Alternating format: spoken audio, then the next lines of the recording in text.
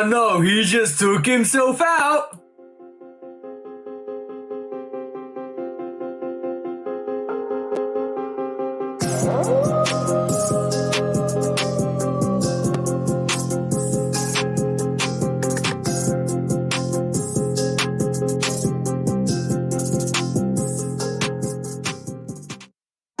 Hey, what is up, guys? Episode 39. Episode 39. Yeah. Correct. Yeah. Episode 39. There's a reason why I said that at the start. We'll find out during this podcast. But yeah, he just took himself out, bro. He just kind of threw himself off the cliff. Hey man, there's been a whole bunch of that going on lately. But you heard of cliffhanger. This ain't cliffhanging. This is skydiving without parachute. Base jumping. Base jump. Where's my parachute? It's not opening. Splat. We call that face jumping. Your parachute is a face jump. No soft landings. Not at all, bro. Not at all. Sheesh. What's up, bro? What's on the agenda today? Because I know we got a lot on today, but also how have you been all week? It's time to catch up. I did pretty well yesterday. So y'all know I go on my beer festival escapades, right? Yeah, we know, bro. Yesterday it was a little bit different because I didn't feel right. So I stopped drinking after. Really? What happened? I stopped drinking with like an hour left in the festival. You know, I was still kicking it with the fellas and whatnot. But something just kept telling me, nah, just don't drink no more. Don't drink no more. And I didn't drink no more. And I was cool, right? I was there. I was definitely there. I could have kept going. I would normally keep going, but I didn't this time. And the benefits of my job ended up kicking in when it was over. I know what happened. You right in the subliminals, right at the back, really, really deep in your crevice, you were hearing this. And you was like, nah, I can't get drunk. Speaking of that, shout out to Allagash Brewing Company. I didn't catch dude's name, but I sat there and had a whole sneakerhead conversation in the middle of the beer festival too. Really? Because I had on did I put them back in the box? No, they're right here. I had on my Fearless Ones yesterday. Oh yeah, I saw that. So that was dope. Those are dope. I still, you know what? My bad. I haven't even worn those yet. I need to wear them. What? Oh my god, bro! It's full season. It's full season, bro. And the patent leather sneakers are going to come out. Trust me. Hey, look, that's why I put them on, because the festival was in the park. So I'm like, shit. I could wear some black shoes, but nah, they're gonna end up being brown. If I wear some white shoes, even if they're leather, then all the stitching and the laces and all that's gonna end up being brown. Yeah. I said, and I looked at my stack and I said, this is the perfect shoe to wear at a park because it's patent leather, it's easy to clean, and the tongue and laces are black. Yeah. You know what I'm saying? Exactly. So, yes. Yesterday, I too went to a convention, and yesterday my convention was the gin convention. That's my vice. It's not gin. I mean rum convention. That's my vice. Had a lot of rum from like 2 o'clock to 5 o'clock. We're taking shots of rum all day from like 2 o'clock to 5 o'clock, and I have to say I didn't stumble out the building.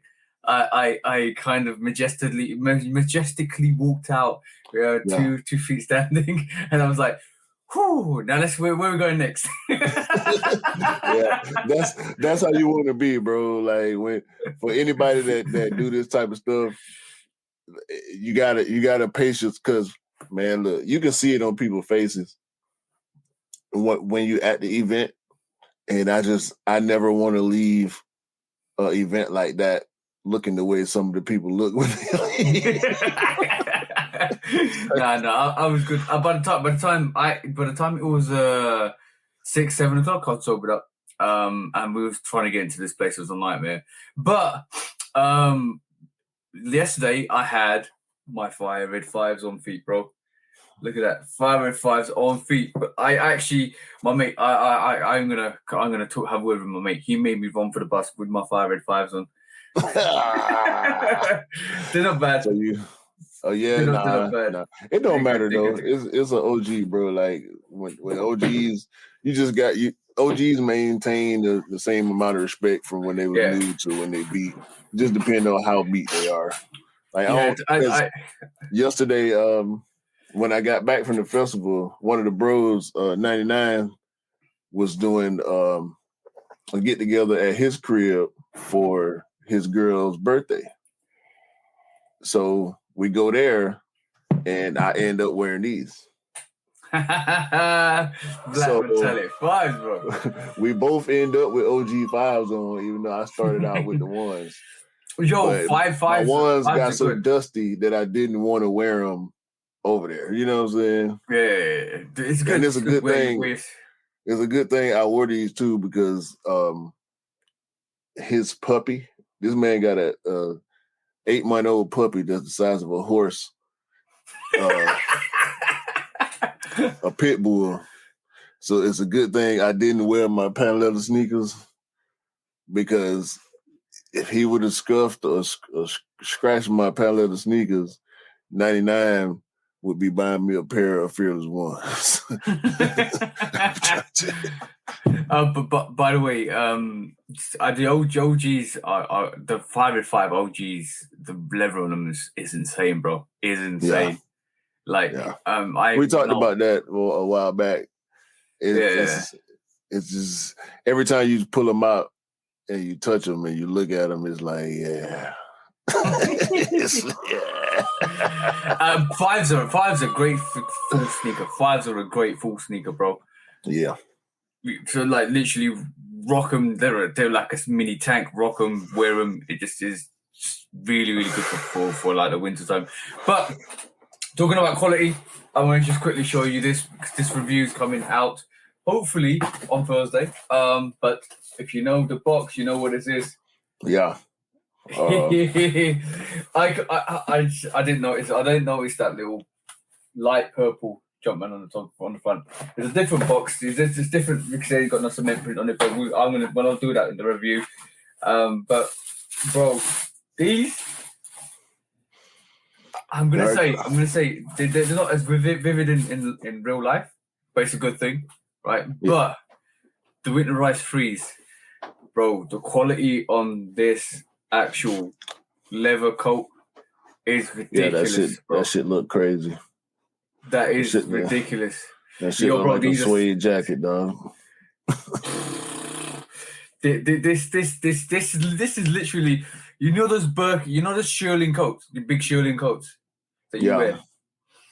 This is the leather on this, and like I'm no capping. The leather on the bro. This. I bet that shit smells stupid. So good, so good. Smell like a Coach bag. Yeah. So the tongue is like this neoprene like covering, not neoprene, but like this very winterized covering. Vinyl, what I love, nylon. Yeah, nylon. It's like really thick nylon. It reminds me of the Jordan 12s a bit as well. The actual leather on the top upper reminds me of the Jordan 4 winterized. This tongue reminds me of the Jordan 12 winterized. The 14s, the winterized 14s had real good leather on them too. Yeah. Like even the suede, bro. I'm gonna leave this for the review, but like this is a dope sneaker, very dope sneaker. The winterized 3 is so good, so good. Like, bro, like that brown. Imagine wearing like light cream khakis with this. You're killing it. You're literally killing it. This is a dope sneaker. So like this is sitting, which is great, which is lovely because it means you can get pairs like this, and these are so good, so good. This feels a bit more bulkier because it's a winterized 3, but also because basically it's the layering is thicker and it feels look at that toe box, it's a bit more clunky. See what I'm saying? Yeah. So basically, I'll do the review for Thursday. I love this sneaker. This is definitely on my feet. I've had 3 different variations of winterized sneakers. I'll tell you something about this in a bit. You know what this bit here? I'll tell you something about this in a bit. I had the Winterized 12s, Winterized 4s, and Winterized 3s, and they're all dope pairs. You can wear them in full time. You can rock them. As a matter of fact, I probably ran through my Winterized 12s quite a bit and had to get rid of them because I've kind of broken down because I've worn them consecutively for like all the time to work because it's a black sneaker. Winterized 4s, as I told you, is one of them's my date, but one of them my beta ones, and one of them's there just so that I can wear one anytime. So that was double up. These Winterized 3s is another great pair for the wintertime. I will definitely be rocking this soon. This is a great sneaker. But all right, cool. You're gonna give me a yellow card, right? See this little bit that goes at the back of this here, right? Mm-hmm. Of the pull tab. I did a Fire Red 3 video, and if you look really closely with your own feet, you'll see that back panel like this in the video. It's good that you didn't notice, bro. It's good that you didn't notice because I totally forgot that 3s have that on the back tab, and I wore them, and and when I was doing the walk around in the video, this was starting to fall out. And then after I did my own feet, one of them fell out, and I was like, "What is that?" I ain't never bought a pair of 3s. They got that in the back of it. Nah, the new ones do. The new ones do. And they never used to do them before, but the Fire Red 3s were the first time. No, the Dark Iris was the first time I saw them on there. I don't think the Fire Red 3s had them, but the Dark Iris and now this is the Winterizers. No, the Fire Reds came. I don't think the Fire Reds got it. No. You're right. The Fire. I think my video for that was the Dark Iris that had the little tab at the back. It was so funny. I was like, I'm not going to do the on feet again. I can't be bothered. I'm just gonna keep it like that. Yeah. Nobody cares. Nobody saw. Nobody reported me. Hey, I ain't see that, but I saw this. Yo, bro, this is not Shoe Dogs Reacts. This is not Shoe Dogs Reacts. Oh, bro, that's Mischief AC1 walking boot. Okay, they call it AC. Okay. Why? What? Yo, bro, you know what's really funny? It's not. You can't even use it for medical. You can't use it for medical purposes anyway. If you could, then why is it considered a fashion item? Like, I mean, who doing walking boots? I see people in walking boots all the time, bro. They don't look like they're happy to have a walk. I see people with a walking boot on one leg and a Jordan 1 or Air Max or New Balance or a Yeezy or whatever, on the other foot because they don't want to be wearing the walking boot. They want to be wearing the pair, but they can only wear one. So why would you buy a pair of walking boots? Like you're not trying to match the walking boot. You want to be wearing both left and right side of your sneakers, not two walking boots. Yeah, it's not really a walking boot if I'm honest, right? Because what it really is a fashion statement for a walking boot. Look at this guy. Yeah, you can walk in them. You can literally walk in them. They flex like a normal sneaker. Look at this guy. As a matter of fact, let me just share something. Like I'm going to try and share this with you, bro. Let me just share this, right? I want to show you this video. I'm going to mute it because I don't want any. Let me just take this off 2 seconds because we know what happened last time. Give me 2 seconds, bro. And so we know the boot itself is designed for walking. It is literally designed for walking, bro. No word of a lie. I don't understand, bro. Why this is happening? I just you tell me, bro. You tell me. That's just ridiculous. You know what? I will tell you. This is real sneaker high fashion. This is not Margiela or Balenciaga or Amiri. This is not high fashion brands stealing or trying to I got it. Or trying to be a part of the sneaker culture. This is the sneaker culture doing wild shit like high fashion brands do. So yeah. I'm not a fan of it, but I understand it. I get it. I don't like literally. I get it because mischief has established itself as being mischief. Yeah. So this is. I mean, look at the packaging. It's bubble wrap, bro. You can flex it like I hope this lady that's showcasing this from high sobriety is basically you can pump it up. Showcasing. Yeah. And you can walk with it, bro. You literally can walk with it. You can flex with it. It's not a medical boot. It's an interesting take. I like you know we don't mind innovation, but like you've got. Let me just show you. You've got this whole advertisement on how it's trendy. Like being injured is not trendy, bro. No, it's gonna be trendy.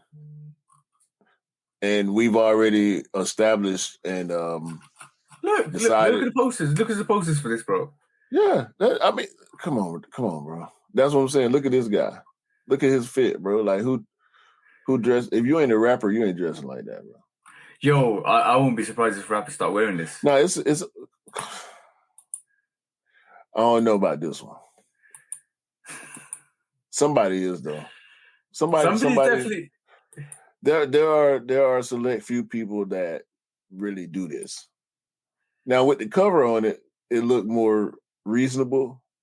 Yeah. But it's wild, like I ain't with the wild style stuff like that. So okay, so basically I'm gonna read this. We're collectively offensive.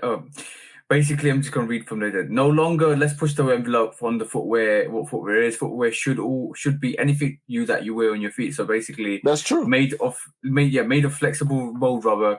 The Mischief AC1 has features you'd expect from an average sneaker, including ankle support from a durable airbag sole unit, a grippy high traction outsole, and a removable water resistant bootie. So basically, it sounds like it's a medical shoe, but not a medical shoe. And I just hope that people that injured injure their foot don't wear this, because it's going to be a problem.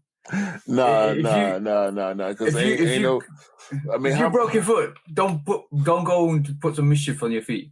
Nah, bro, that ain't. I doubt it's approved by any doctor that you're gonna talk to. Nah, bro. I mean, it might be comfortable, whatever the case is, but and for $450, bro. Come on, bro. Like, what the hell? I mean, this is beyond Mars Yard right here. Yeah, mind you, most of the people that the Mischief is showcase on this is geared to kids that are like 12, maybe 15, maybe 18. Man, please, ain't nobody kids. Bro, come on, bro, get out of here, man. Ain't gonna be no resale on that. So if you spend your $450 on those, you're gonna be waiting very long time. Oh no! Is that I forgot to mention that is $450. Yeah, that's ridiculous. Like, hey man, I'm lost for words. Hey man, I'm literally lost for words. What the hell? What the hell is that? Hey man, shit, bro. I got a question. I got a question for you though. What's that? How good is it to be Nigel Sylvester?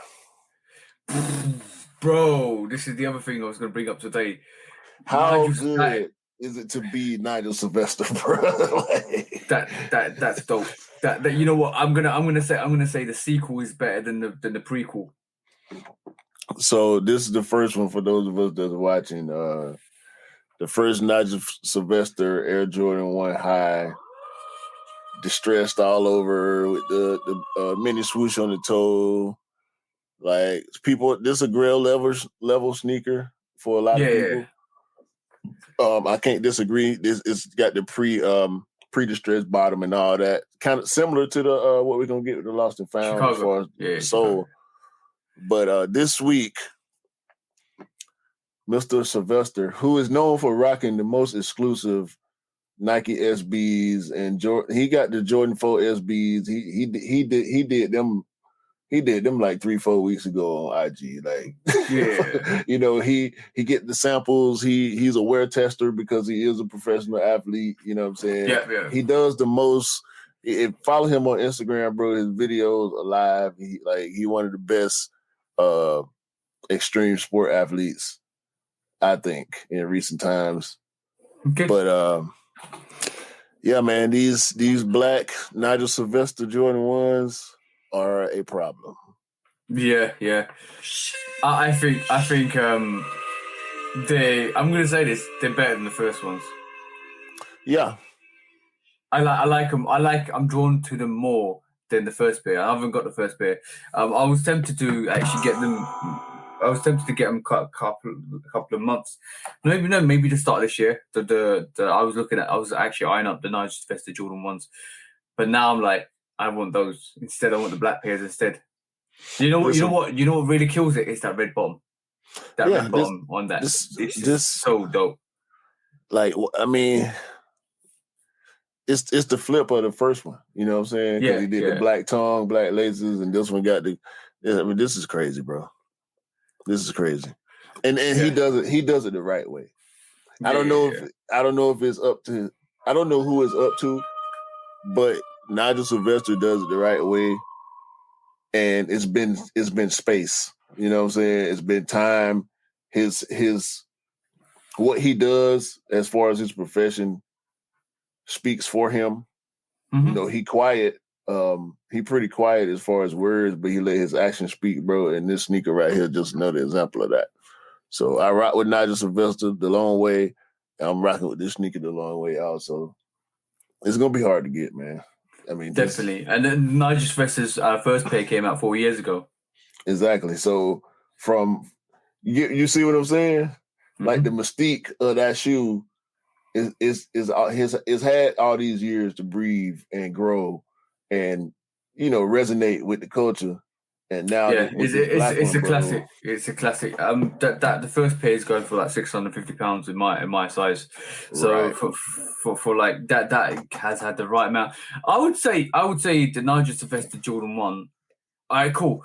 We talk about the Union ones, right? You know the Union ones. We had 2 of those. We had a couple of years back. We talk about the Union ones, and they're grails. How do you feel about Nigel Sylvester being his first Vetro being up there? I appreciate it. I appreciate it.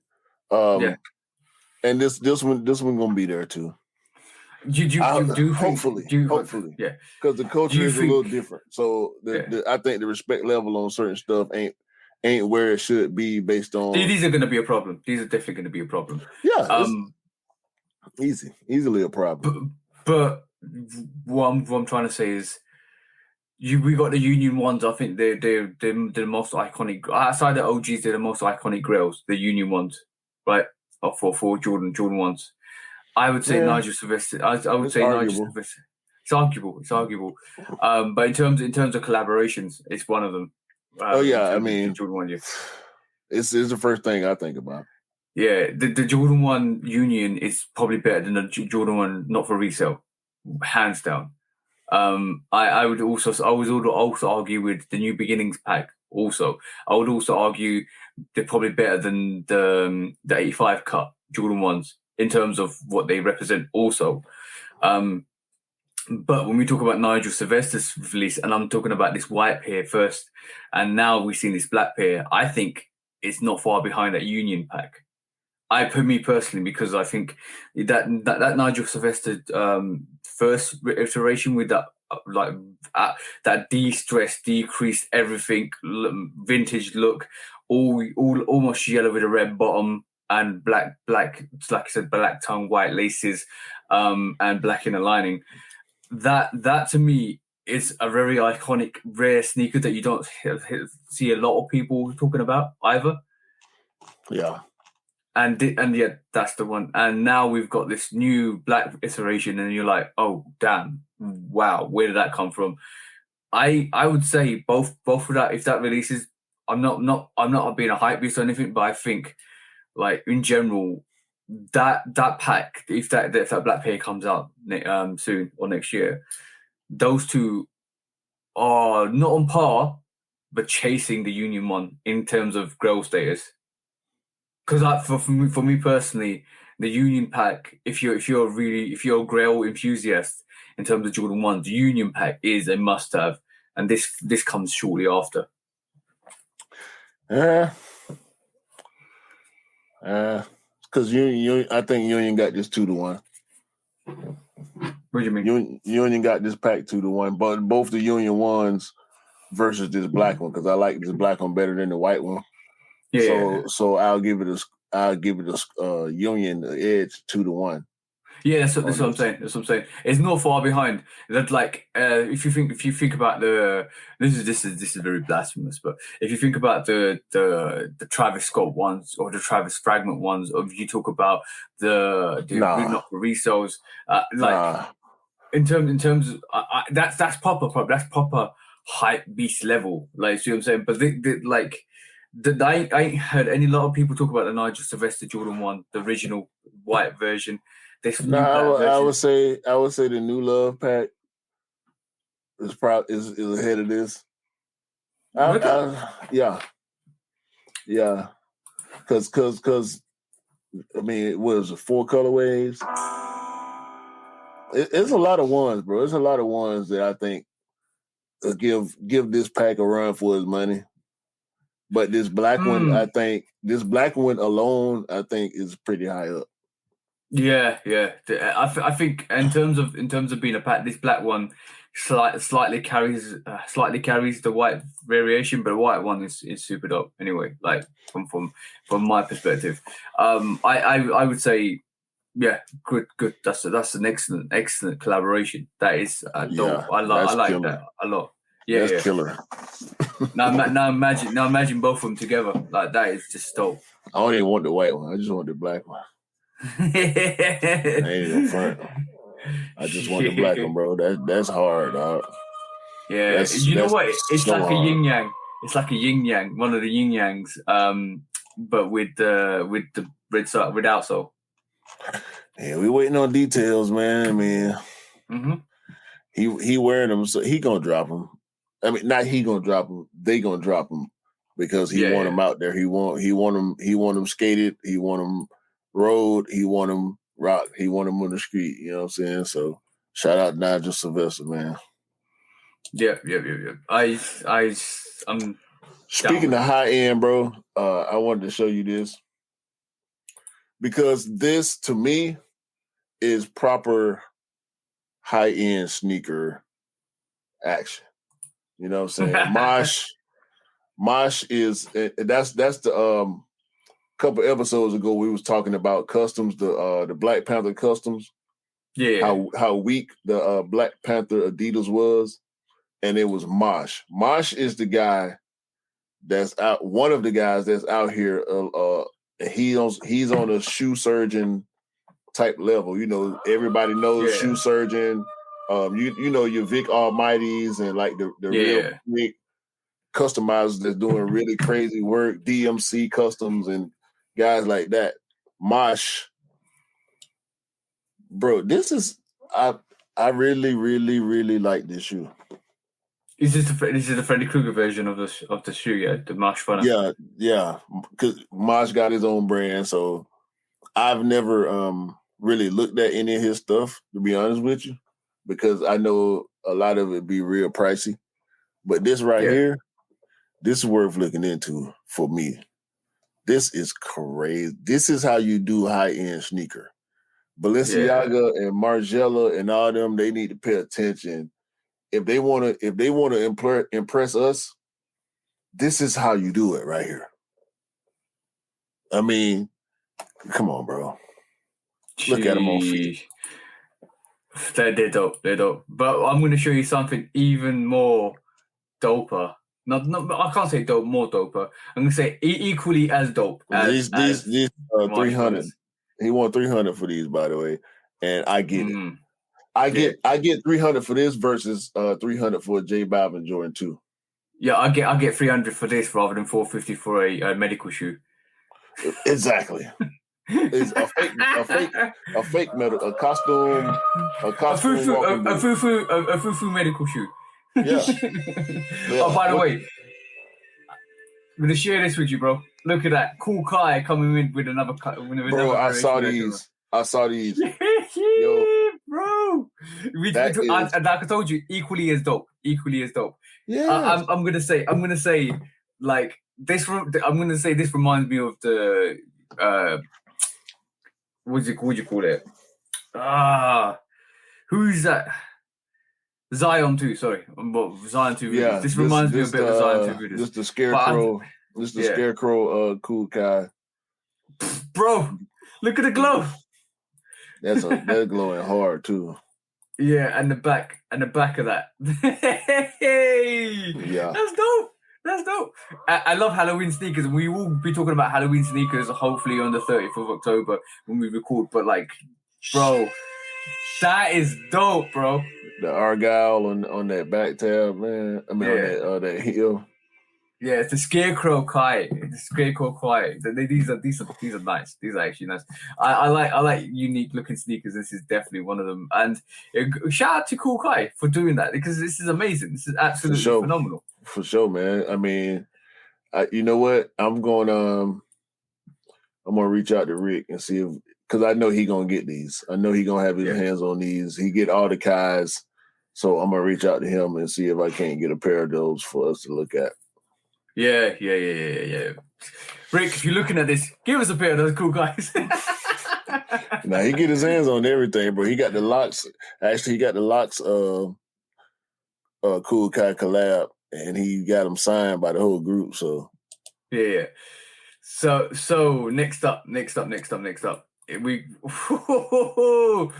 showed me this, and you know what? It's unfair because you wasn't going to show this, but you showed me this outside of the.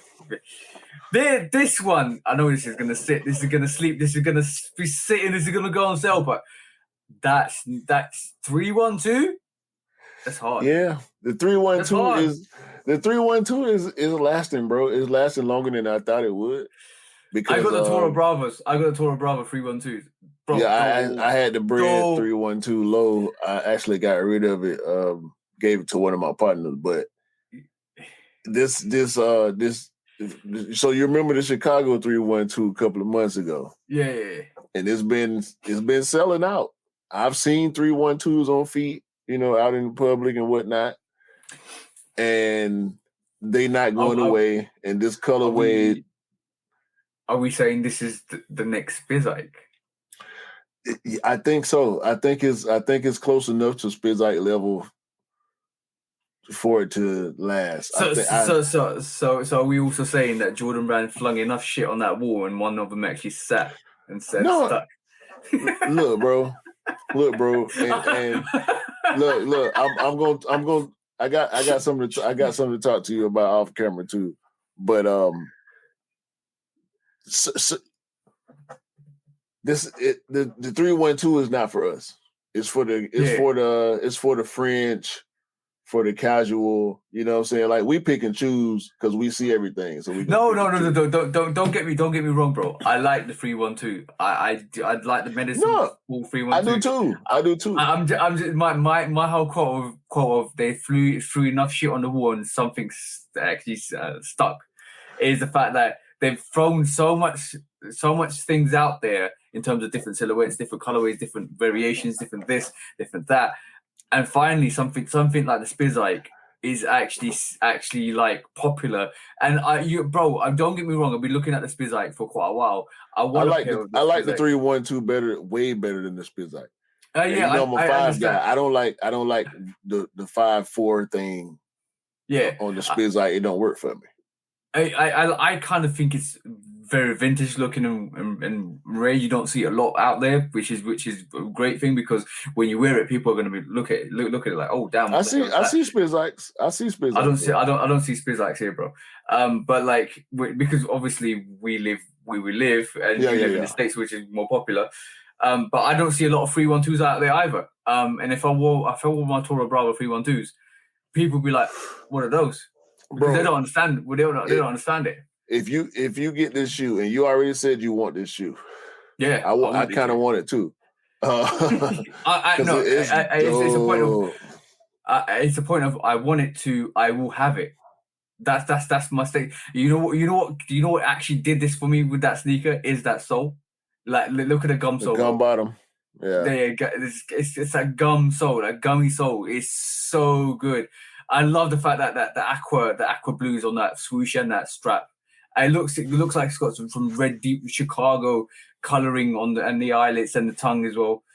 Bro, the gray on that, you know me and gray already, bro. Like we have an interesting marital relationship, me and gray. But see me, I'm so matchy, bro. I would want to find a shirt with at least the red, the blue, and the gray in it. You know what I'm saying? Yeah, and I'm gonna find it too. You know the t-shirt you're actually wearing, bro. If you got it in that, in that like that almost in like gray, in gray or even in like white, yeah, Boys in the Hood. If you got that t-shirt in gray, because the red goes and the blue goes, but if you got that t-shirt in gray or that light white, creamy white, bro, that's the fit you need for that. Yeah. That sneaker to me personally, people are gonna look at this and say, "Oh, I'm off my rocker," but 312s are dope, bro. Yeah, man. Don't know, bro. Listen, man. I don't knock nobody for the way they feel, and and as a matter of fact, anybody that's saying that, you get a yellow card. I don't care. I'm shouting you out. I don't care if you don't like my opinion on the 312, then I think that's actually really dope. I don't care, so you just get this yellow card. Hang with it, sit with it, smell it, love it, eat it. I don't care. I really don't care. That 312 is dope, and I have a massive appreciation for 312. That sneaker's dope. That sneaker's absolutely dope. The way that's like I didn't too mind for the Don C's at all. The Don C 312s. I like the Toro Bravos. I like the Medicine Balls. To be honest, I like the Toro Bravos. I got it, and I've worn it like 3 or 4 times. But I regret not getting the classic colorways of that 312 because they went on sale, but my mindset wasn't there to accept that silhouette at that time. See what I'm saying? Right. The royal toe colorway, the highs, the royal colorway. That was one of the Don C's, right? The royal. Yeah. Even the black with the elephant print, bro. Like holy. Yeah, the bread. Bro. I didn't like the bread too tough. I like the white one more. But my favorite 312 is the Midnight Navy. Yeah. We talked about that before in the podcast. That Midnight Navy 312, bro. It's just dope as hell to me. But we talk about big cap, right? The cap is real, bro. The big cap is real on the Jordan 2. I see that. I see the touch. You know what, bro? I didn't even see the price on that when it kind of came out. They didn't show us the price in the UK. 200 over here, so yeah, so it's gonna be 190. 190 over here. So what's the big cap on this, bro? We predicted the Jordan 2 wave around the time, the Alma Mater and the Union and all that. We knew it was coming. We kept seeing them pop up, the J Balvin. We heard about the Chicago 2 coming back, and we called it cap, and we was right. The Chanel Abney. This is a women's colorway, by the way. The Titan Jordan 2 Low is a women's colorway. And I opened sneakers yesterday. I ain't heard nothing about this shoe, bro. I ain't seen no type of articles about it, no posts about it. And I open sneakers and I'm like, hold on, wait a minute. I heard about the 218. We know the 218 Jordan 2 low is coming, right? Yeah. This one. Yeah. But what is this? I know about the Titan. I knew the Titan. I knew that green colorway you were showing a couple of months back. I realized that was coming out. That I've seen this orange. I've not seen this orange one as much. Shelf life. Yeah, I've seen them. There's three variations coming out at the moment.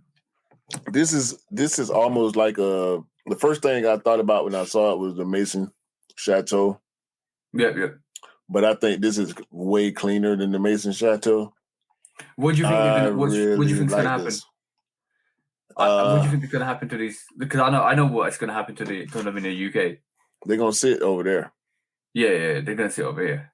They'll sell here. I don't know how quick or how because ain't no hype on these. No, ain't nobody talking about these, bro. And I really like this shelf life. I think I like this shelf life more than I like the 218. And I don't like this much white on the shoe normally, but the 2 low, I think the 2 low silhouette is this colorway really hard on this too. I don't see, bro. I don't see the Titan on art at the moment. On our actual release calendar. Yeah, we got all 3 of these. The Shelf Life, the Titan, and the 218 all on the 21st of October. I like the 218 sample better. I like that. You know what? I like that brown. The story though. The story on this sneaker is crazy. Go on, so, the story, bro. 218 is out of Detroit. Oh, no, sorry. Yeah. Detroit. They out of Detroit. And this shoe is a reflection of the Flint water crisis. Mm-hmm. Where in Flint, Michigan, they've been dealing with dirty water for years now, and it's ridiculous. And so if you look at this sneaker, the different shades of brown on it tell the story of the dirty water crisis in Flint. But in particular, the outsole is representative of where it is versus where they want it and need it to be. Okay, I actually the brown gradient into the ice blue is pretty much the dopest thing about this sneaker. When you take the story into consideration, bro, I mean, this is great storytelling right here. Yeah. I actually thought that was like a glass of water where you spit, like the water rises to the bottom and the silk drops to the bottom and the water rises. So I thought that was the actual inspiration for that. But yeah, I can understand this is where it is. This is where it needs to be. Right. Have they not sorted out that crisis at all at the moment? No, bro, it's still going on. Shit, that's been years now. Right, long time, bro. So I really appreciate. Once I got the story behind, the design, it just made me appreciate it more. However, I do still like that Shelf Life pair better aesthetically, but yeah, I ain't got no problem with now. I do like the brown on this. I do like the brown on this, to be honest. When that leather look ridiculous on that too. Yeah, that looks like some winterized speed leather. Yeah, yeah, probably is. Probably is. It's the scrap bits of the winterized speed. All right, cool. Next up, I'm surprised we haven't got all of those Jordan 2s, but like Jordan 2s are. I think the Titans and the 218s might be limited to you guys, if I'm honest. Oh no. Let's see what happens with that. Y'all probably get them in clothing and probably get them, few boutiques will probably get them. In clothing, get everything. Yeah.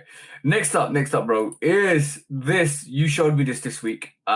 This is the Crazy One in snakeskin, and you said something about this. You did say something about this. Yeah, they took. It's like a Yeezy Kobe to me. Yeah, it does. Yo, bro. Now you mention it, it does look a bit like the zebra, doesn't it? Yeah, With the stripe, but it's the got way the the stripe snake. is going through. Yeah, it's got the snake pattern, but the striping it reminds me so much of the 350s. The zebra, yeah, and especially the toe. You see this little toe box. You know, with the Yeezy 350s, it's got that stitching down the middle, right? Right. And it comes all together in the center of it. It does look like that. So you know what? That's a huge cap because bro, you point out like I didn't even realize until I saw him. I was like, okay, looks like some 11s, like some snakeskin 11s.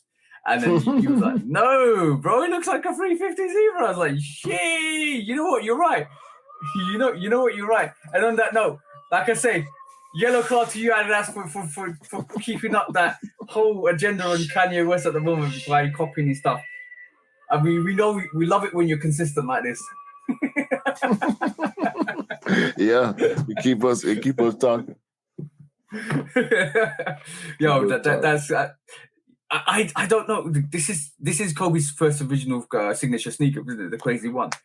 Yeah, He had that then before he had a couple before he moved on to he had the EQT then after that, didn't he? Before he moved on to like Night Brand. yeah, he had a bunch of silhouettes, but actually they auctioning off one of his game worn sneakers, one of his game worn Adidas. At some point, I just saw the story a while back. So Adidas they back in the Kobe business. You know, Vanessa blessed them. So oh, that's good. That's good. And as long as they got her permission to do so. Yeah, that's why they've been bringing back the silhouettes. You know, they're not maintaining his namesake, so to speak. They have changed the names of them. I don't keep up with it enough to know exactly which ones were something different, but a lot of his stuff is coming back out. A lot of the silhouettes that was attached to Kobe is coming back out. It's good. It's good. Like I think if you're a Kobe fan, it's really good for you guys because basically it means you can pick up the sneakers or pick up the silhouettes in different variations. I'm love and respect for that. I definitely do because basically it means like you're still paying tribute to such a great person, such a great athlete, and he was taken away in his prime. And like even though he was done with the NBA, he still was in his prime. He's gonna go places and do stuff. So from that perspective, yeah, I kind of respect what a lot of people are doing in terms of like Nike doing what they're doing with the Kobe brand, agreeing it with Vanessa, and also obviously with this as well. The Adidas is doing their things as well. But like, let me just say, to auction his first worn Adidas. Like for his actual voice, was it his first career sneaker or first game played sneaker? I don't think it was the first. Okay, here it is right here. It's just one of his game worn. It's definitely not the first, but it is one of his game worn sneakers that's going up for auction. The KB8. Okay, yeah, okay, that's understandable. I was going to take a little joke on it just to say that Adidas is building their little lawyer fund at the moment. Hey man, it depends on who own it. Let me see. This is supposed to be okay. Here we go. Okay, start 23,000, and then we got 4 days left on the auction, so it's gonna go up. It's definitely gonna go up. It's a bit of an eBay auction, then, isn't it? So like it counts down the days rather than being a Sotheby's where you just basically come. Whoa! This is his first All-Star game sneaker. That's definitely going up past 23,000. Sheesh, that's even crazy. That's definitely going up past 23,000, bro. Kobe Bryant's first All-Star game worn sneaker. Yeah, that's going. I say at least 50, bro. If I own that pair, I wouldn't let it go for less than 50. Yeah, I think it will go up to be about at least 150,000. 150? Yeah, I think it will. I think we're gonna have to watch this. I'm gonna bookmark this site. So we got 4 days. Let's keep track of that. Okay, on that precise note, because we just talked about All-Star games.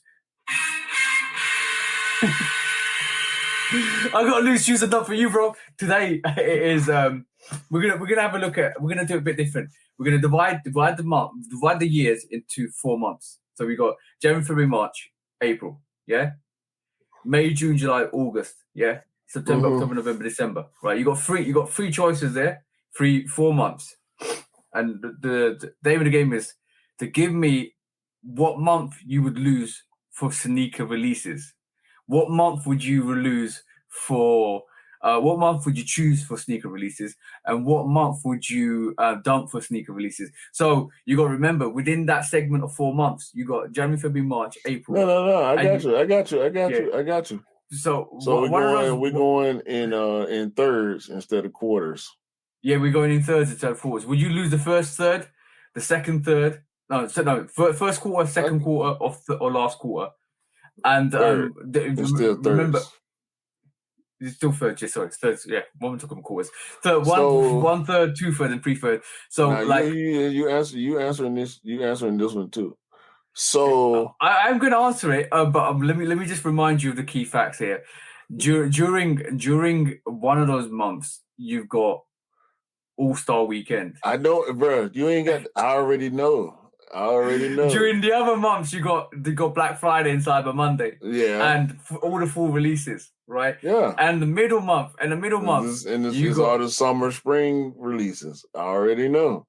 So what you choosing? What you losing? What you dumping, bro?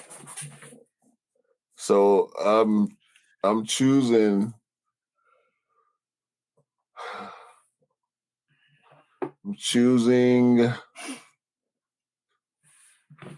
I'm choosing. It's difficult, isn't it? I literally thought this. I had this thought about an hour before the podcast. I have to choose the third. We know why, bro. Because Cyber Monday is the month, bro. Black Friday, Cyber Monday, and holiday 11s, and whatever the holiday ones are. That's another thing too, because holiday ones are. I got to keep that in mind. Okay, so I'm choosing the third. I'm losing.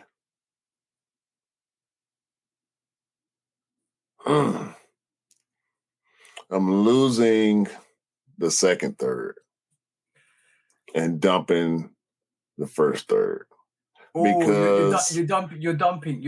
I'm thinking about when, like, we get a lot of OGs in early spring and summer.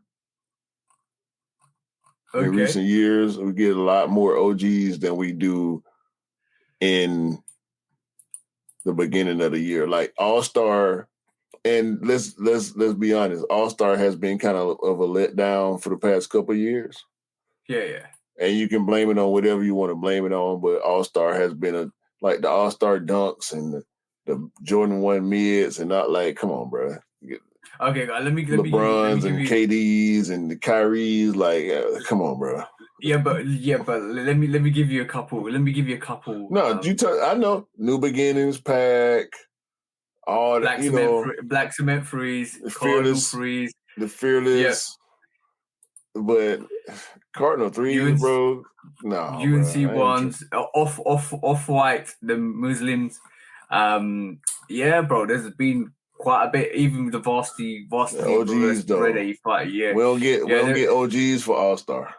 We get OGs in the spring and summer. So you're choosing the last quarter. You're dumping the first quarter, and you're choosing the last third, dumping the first third, and losing the mid third. Yeah, because I want the 11, and I'm thinking more about this year. My choice was more about this year. Okay, that's a good state. The Chicago 1s and 2s and the Cardinal 7s. Yeah, I would if it was on this year, then I would agree with you. Like I would take the last third, and then to dump the first third and keep the middle third. But in general, I would say I basically would keep the last third for myself again, but I'd dump the mid third and keep All-Star and I would choose the last third, lose the first third, and dump the mid third. Yeah, I started to go there, but when I thought about the OGs that we get in the summer and the comebacks like the fours, lightning fours, and Flint 13s and Raging Bulls, all that stuff came in the hot season. So that's what made me lose. Yeah. I would choose that, but we get 11s in the wintertime. So I don't want to miss on no more of the 11s that I really want. So when they bring back the Space Jam eventually, and they bring back the cap and gown, or something like that. The win like 96, the win like 92, the Legend Blue. I don't want to miss none of this stuff. So the Legend Blues. I'm glad I told Alex not to buy. I got a question for you though. I got a question for you. What if Jordan Brand decided to put Jordan 1s on the Jordan 11 schedule? It's looking that way. Let's just put the pattern bread ones came out last year, and they were to me personally. There's always going to be one sneaker that's the holiday sneaker of every year. We've seen it with the Concords, we've seen it with the bread 11s, we've seen it with the Cool Grey 11s, we've seen it with the pattern bread ones last year. We're seeing it with the Chicago ones this year, because the Cherry 11s. Nobody's talking about the Cherry 11s. Next year, I don't see a Jordan 1 going to be as popular as a release next year. In that whole full time, I think the Legend Blue 11 is going to basically take that one holiday sneaker next year, because everybody's going to be wanting that. But it's happening, bro. It's happening. I'm talking about once a year, twice a year. In 5 years' time, it's going to happen. I know, not to that extent. I think we'll see every third. We'll see 1 or 2 Jordan 1s. Like we get lows and mids throughout the year, just like regular. But there's only one Jordan 1 high OG release for men and one for women, just like they do 11 highs. I don't think that's gonna. I don't think they will do that. What if though? Because what if? Well, it means less money we spend on Jordan 1s in the year. Do you think it will restore the presence of the Jordan 1 in the culture? Yeah, it will. It will, because you're not oversaturating the market. You're withdrawing the market spectrum from a lot of people that really want that silhouette. I know every time that silhouette comes out, the rarity of a Jordan 11 coming out is everybody looks forward to a Jordan 11 coming out. Even the midnight navy 11s and cherry 11s, even though they're not super hyped, I think they will shift. Those pairs will shift. Even though I don't like either of them, I think those pairs will shift, because we don't get a lot of Jordan 11s. Jordan 11s is a full-time sneaker. It's a commodity. It's a commodity, and like if you treat every single silhouette like that, like if you treat popular silhouettes like that, they become a commodity. You're always going to attract, and you're always going to sell out. But the commercialism with Jordan Brand is not going to allow that ever. But I see what you're saying. Definitely, if they did that, that would be a situation for every single Jordan 1 release. And like you could, and if people will panic, bro. Yeah. But then people Jordan Brand will just lap it up, because basically they could create 2 or 3 holiday sneakers like that. The Jordan Brand will lap it up because they produce 1 million Jordan 1s for full time. They will sell out, and the estimate cost on that is basically when you pull 1 million sneakers out, they all sell out. You make extra profit, and then it's almost like a conversion of a holiday sneaker to a holiday month, where you just release all these different commodity silhouettes. Jordan 1, Jordan, even if it's Jordan 2 Chicago or OG, you'd release maybe a Jordan 4 or a Jordan 11. Imagine like November, December time, you got all the like a Chicago, like we're getting this year, Chicago 1, get Chicago 2, you get Bread 4, and they give you like a Legend Blue 11 all the way through the month, like 1 month, like that is a stupid month. And if they produce if you produce like 1 million pairs of all of those and they all sell out, imagine, bro, you sold 4 million units of sneakers of popular silhouettes, and it's a commodity to get them, and they all sold out. Imagine the profit levels on that. I don't think. And we just, I and we, just- and we don't just get, think. like, I an don't idea. think we should go that far. I was when I thought about that. It was more about the one, because we keep saying it's been a couple of years now. People have been saying one's oversaturated. The hype has been quote unquote dying on ones for a while, but now we're really seeing it. But when we said it, when we were talking about this a couple of years back, or maybe 2 years back, when we said this, there's too many Jordan 1s, it's oversaturated. What the whole hype has caught up with the Jordan 1 now, because basically it's not as popular as it was 2 years ago. So when we were saying don't do this, Nike, don't do this, Jordan brand, because you're oversaturating the market, you're going to create this Jordan 1 hype is going to die, and you're going to have these sneakers sitting. Lo and behold, after COVID, 2 years past COVID, 2-3 years past COVID, they're sitting. Like literally, they're sitting everywhere. Like except for if it's a very hype collaboration, every other Jordan 1 sitting. You can even get the what do you call them? The all white with red swoosh. What I can't remember, heritage ones. You can get the heritage ones now, bro. Months after, you can get the taxi ones now. We got months after. We said this. It's happened. So creating a commodity of a sneaker that's overly saturated is the only way to draw back some of that exclusivity to that sneaker. So it could be a possibility. It's not out of the realms of Jordan brand to do that either.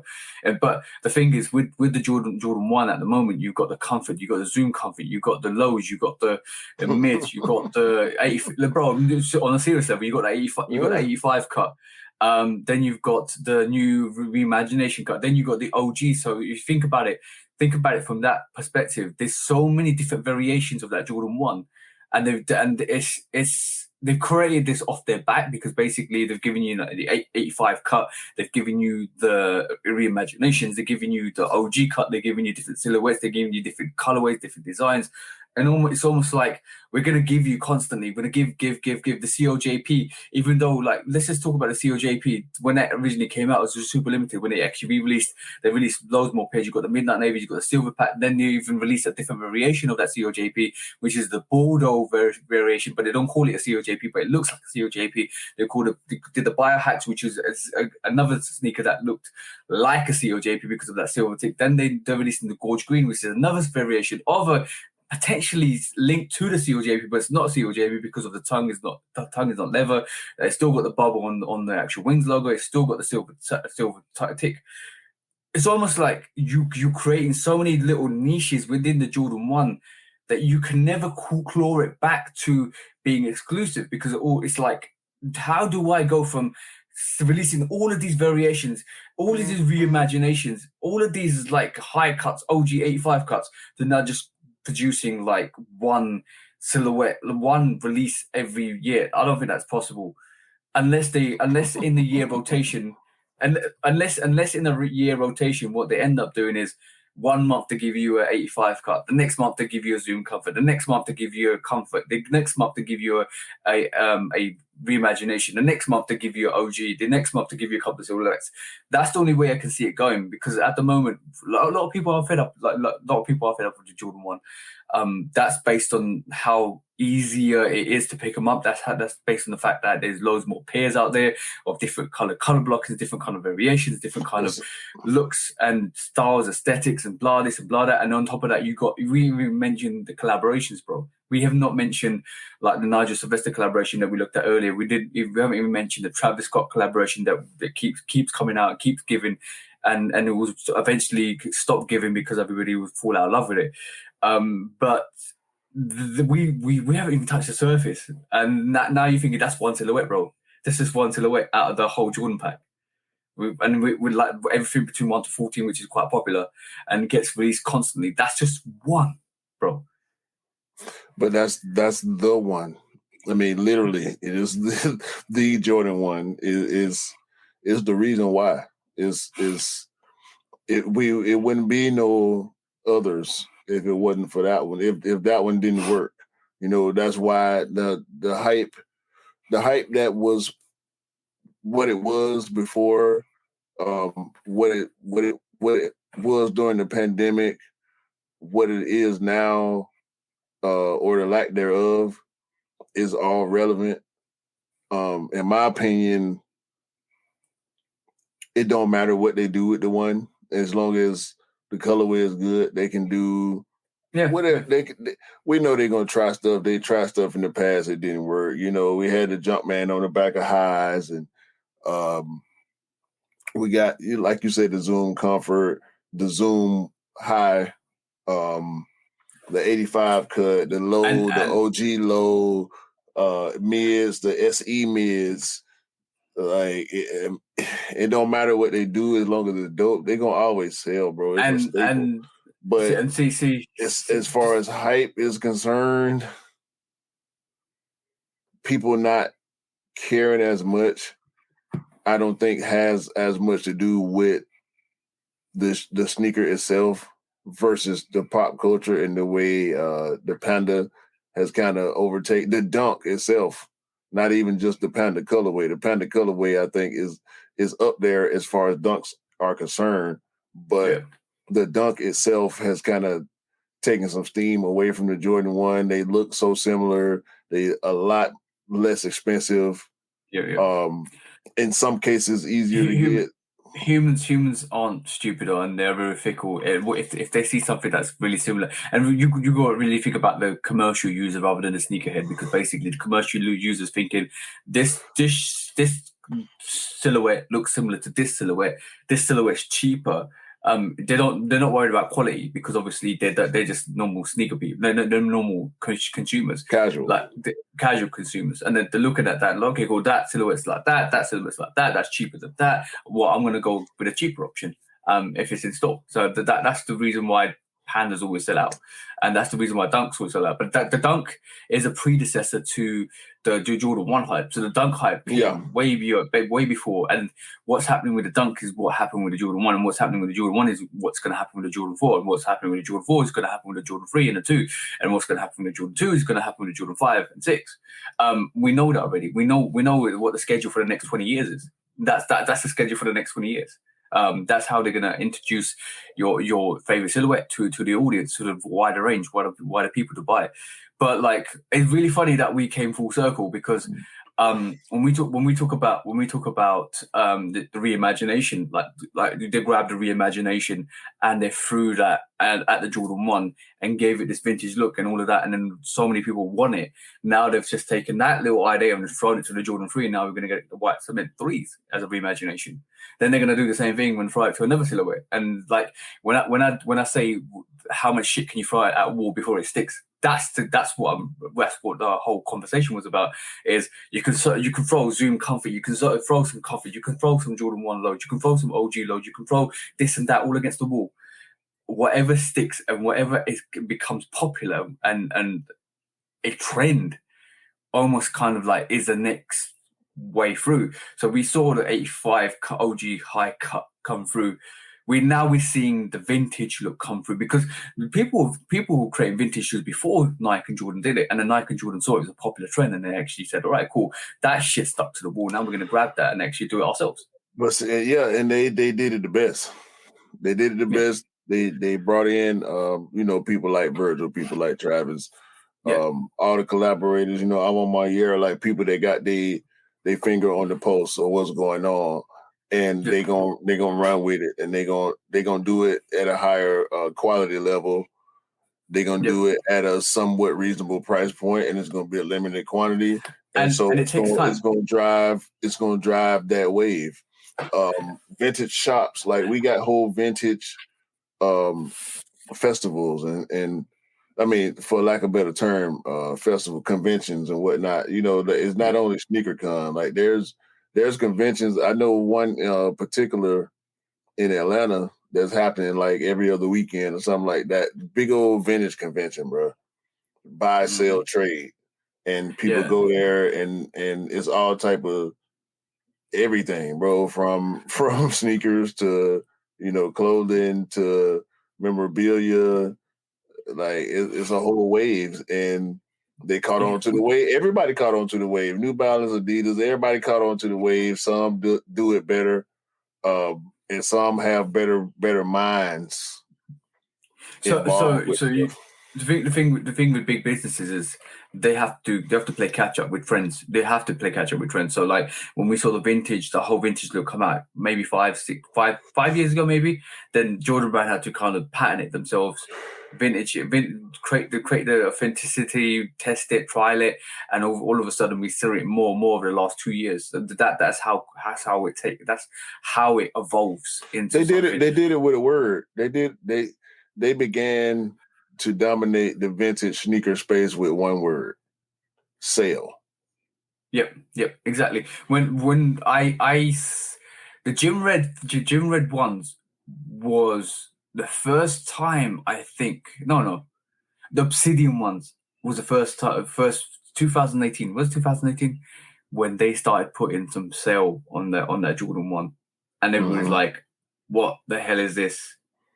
And it's the greatest shit. It's the greatest shit now. Yeah. It's the great, like, bro, the taxi, the mocha, you know what I'm saying? Like the shattered backboard. It's really funny as well. Like Virgil took a lot of that inspiration, and like when you talk about just basically the whole when you sharpen your tools from like kind of inspiration from other people, it's because you evolved the idea. So Virgil took the whole vintage look and started creating these dress sneakers, and it was so amazing to see. And then some of those aspects started to migrate onto like Jordan 5s when you see the Gore-Tex 5 coming out, when you see the Jade Horizon 5 coming out.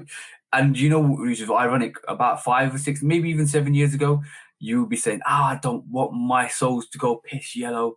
I don't want my, and look at it now.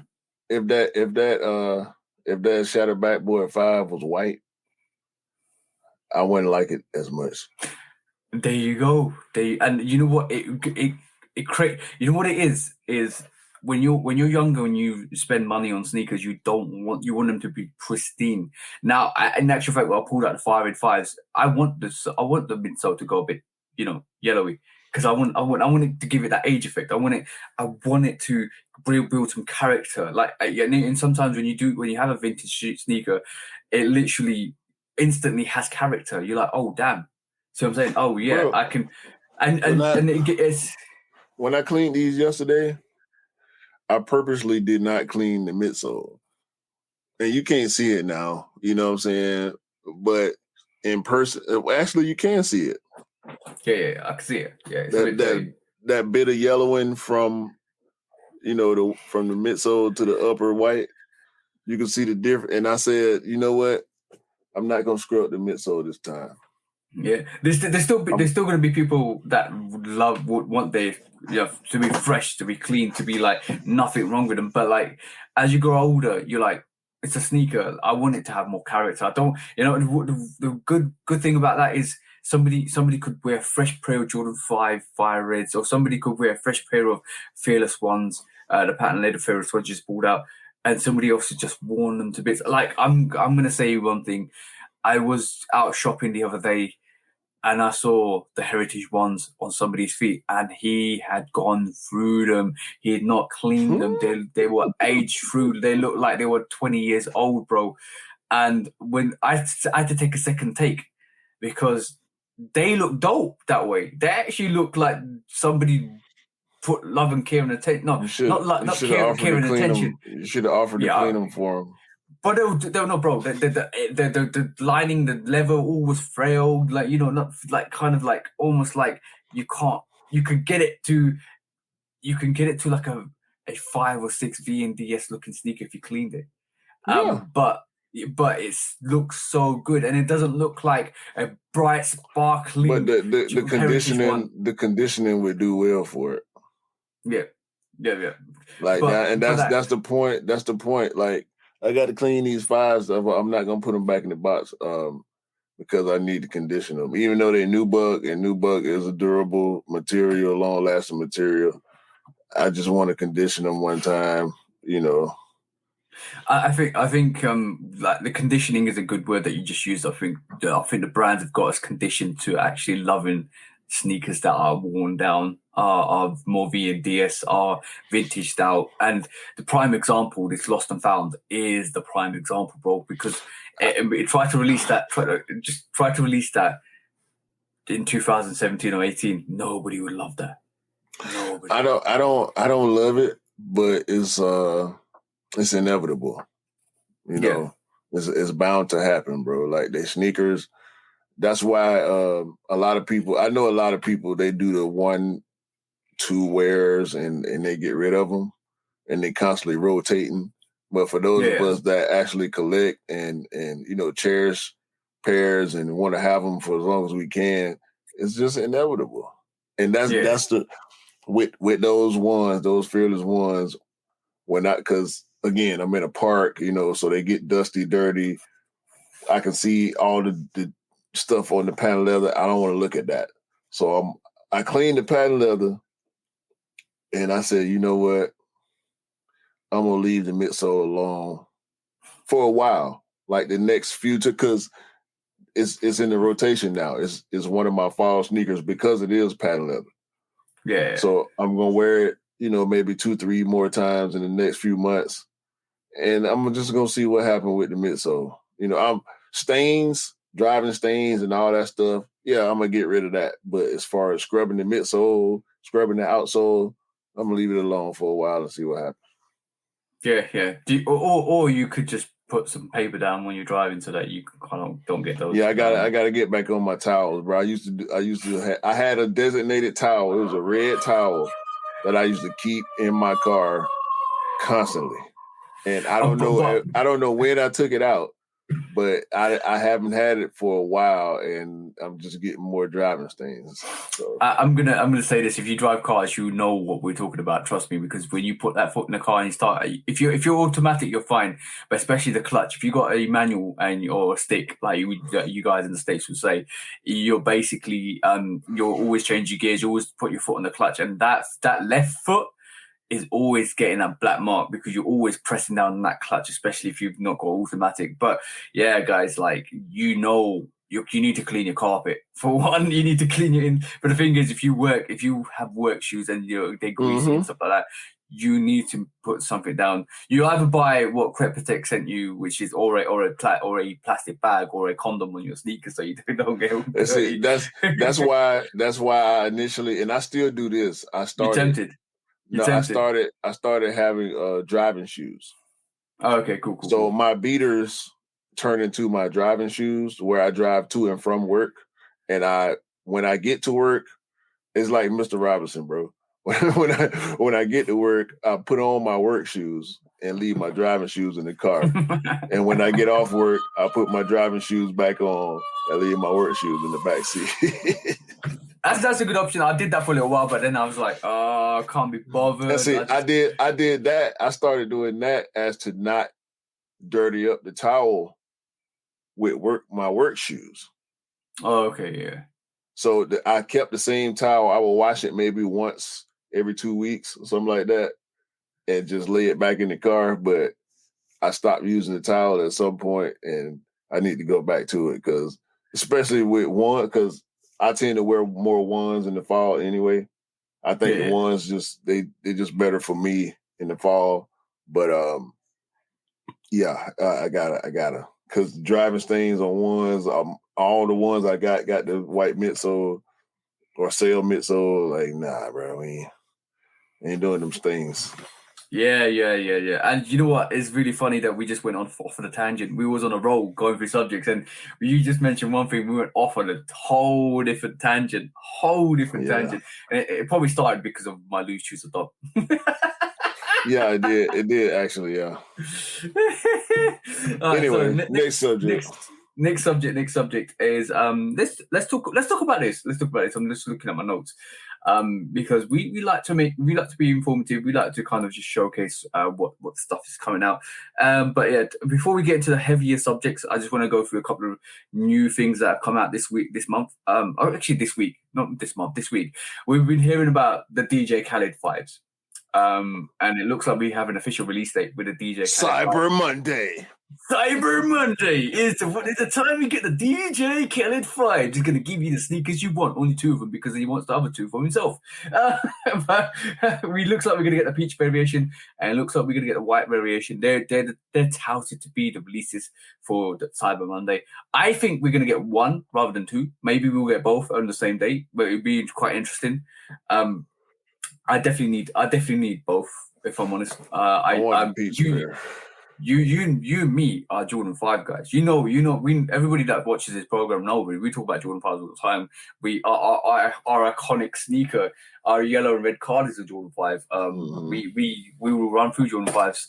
They are great sneakers. But like this is an essential for any Jordan 5 fan. I love what he's done with them. I do love what he's done with this. I want the peach pair. Yeah, the peach pair is dope. If I can get the white ones, that's cool too. But I really want the peach pair. Yeah, we'll leave this as a reaction for Shoot Off Reacts on Wednesday on chat. And basically, guys, join us on Wednesday afternoons. We'll take a little interval break here just to let you guys know. Join us on Wednesdays at 11 p.m. GMT. And 6 p.m. EST on our YouTube channels, where we go and do Shoot Off Reacts. We react to some of your interesting clips that you send us. We react to some of the funny stuff that comes through to us, and basically kind of just bring in some more entertainment. And definitely on that note, guys, do follow myself on Lovekickscustom on YouTube, and obviously on Instagram and on TikTok, and obviously follow the bro 808 Kicks ATL on his YouTube channel and on his Instagram, because we were always active. We're always trying to help you guys out and the community out. But yeah, back to the subjects. So today, bro, Cyber Monday is the 28th of November, where we're getting 2 of these colorways. But I noticed something very, very interesting here, bro, in this picture, which was supplied by Soul Collector. It is on this page. I don't know if it's supplied by him, but there is different variations that we haven't been seeing, because we've seen the peach variation, we've seen the white variation, we've seen the blue variation, we've seen the purple variation, but there's this light purpley and teal variation that we haven't really seen. Well, we talked about this when we first, when everybody first found out about this collab, and we didn't know. Obviously, Khaled probably got every variation of what we're seeing, but we know which ones we getting. Like, I'm not cool with the white one. If that's the only one I can get my hands on, I'll do that. But I like the peach one. I like the blue one. Yeah. The purple one, not so much. The white one, not so much. I'm going to give you a question, bro. Would you want DJ Khaled to release all 4 of the pairs that have been pushed out in that 23 pack? Yeah. Or if they said to you, bro, I'll give you 2 releases of these sneakers. You can only release 2 of them. Like, I'm going to say you're DJ Khaled, man. You're DJ Khaled for the time being. For the next 30 seconds, you're DJ Khaled. And I'm Nike, and I'm saying, yo, DJ Khaled, what 2 pairs do you want us to release to the public? Because these 2 pairs are going to be your iconic pairs as general release to the public. It's your love for that Jordan 5. We want you to choose the 2 pairs that you want to send out and the 2 pairs that you want to give as friends and family. What 2 pairs are you picking? The blue and the peach. Okay. So that powdery blue and the peach, yeah? Yeah. I would have gone with the purple and the peach, because I think the purple one's dope. The purple one's dope as well. But yeah, it's interesting that they gave us the peach and the white, because they gave us one of the best and probably one of the least wanted. Let's just say that. It is what it is, man. But I got a bit of a philosophy behind this. I'm just looking at this sneaker at this moment in time. And it's really funny that like the peach one connects to the blue one, and the blue one connects to the teal one, and the teal one connects probably, I can't see the inner lining to this, but it does look like it connects to something else. The white one connects to the blue one. It looks like the inner linings are connected to the next sneaker along. So it almost looks like this is 6 rings. We've got an Avenger situation there where you have to collect all 6, but all of them are linked by the inner lining. I mean, it's only 4, so the purple and blue we know is going to be limited.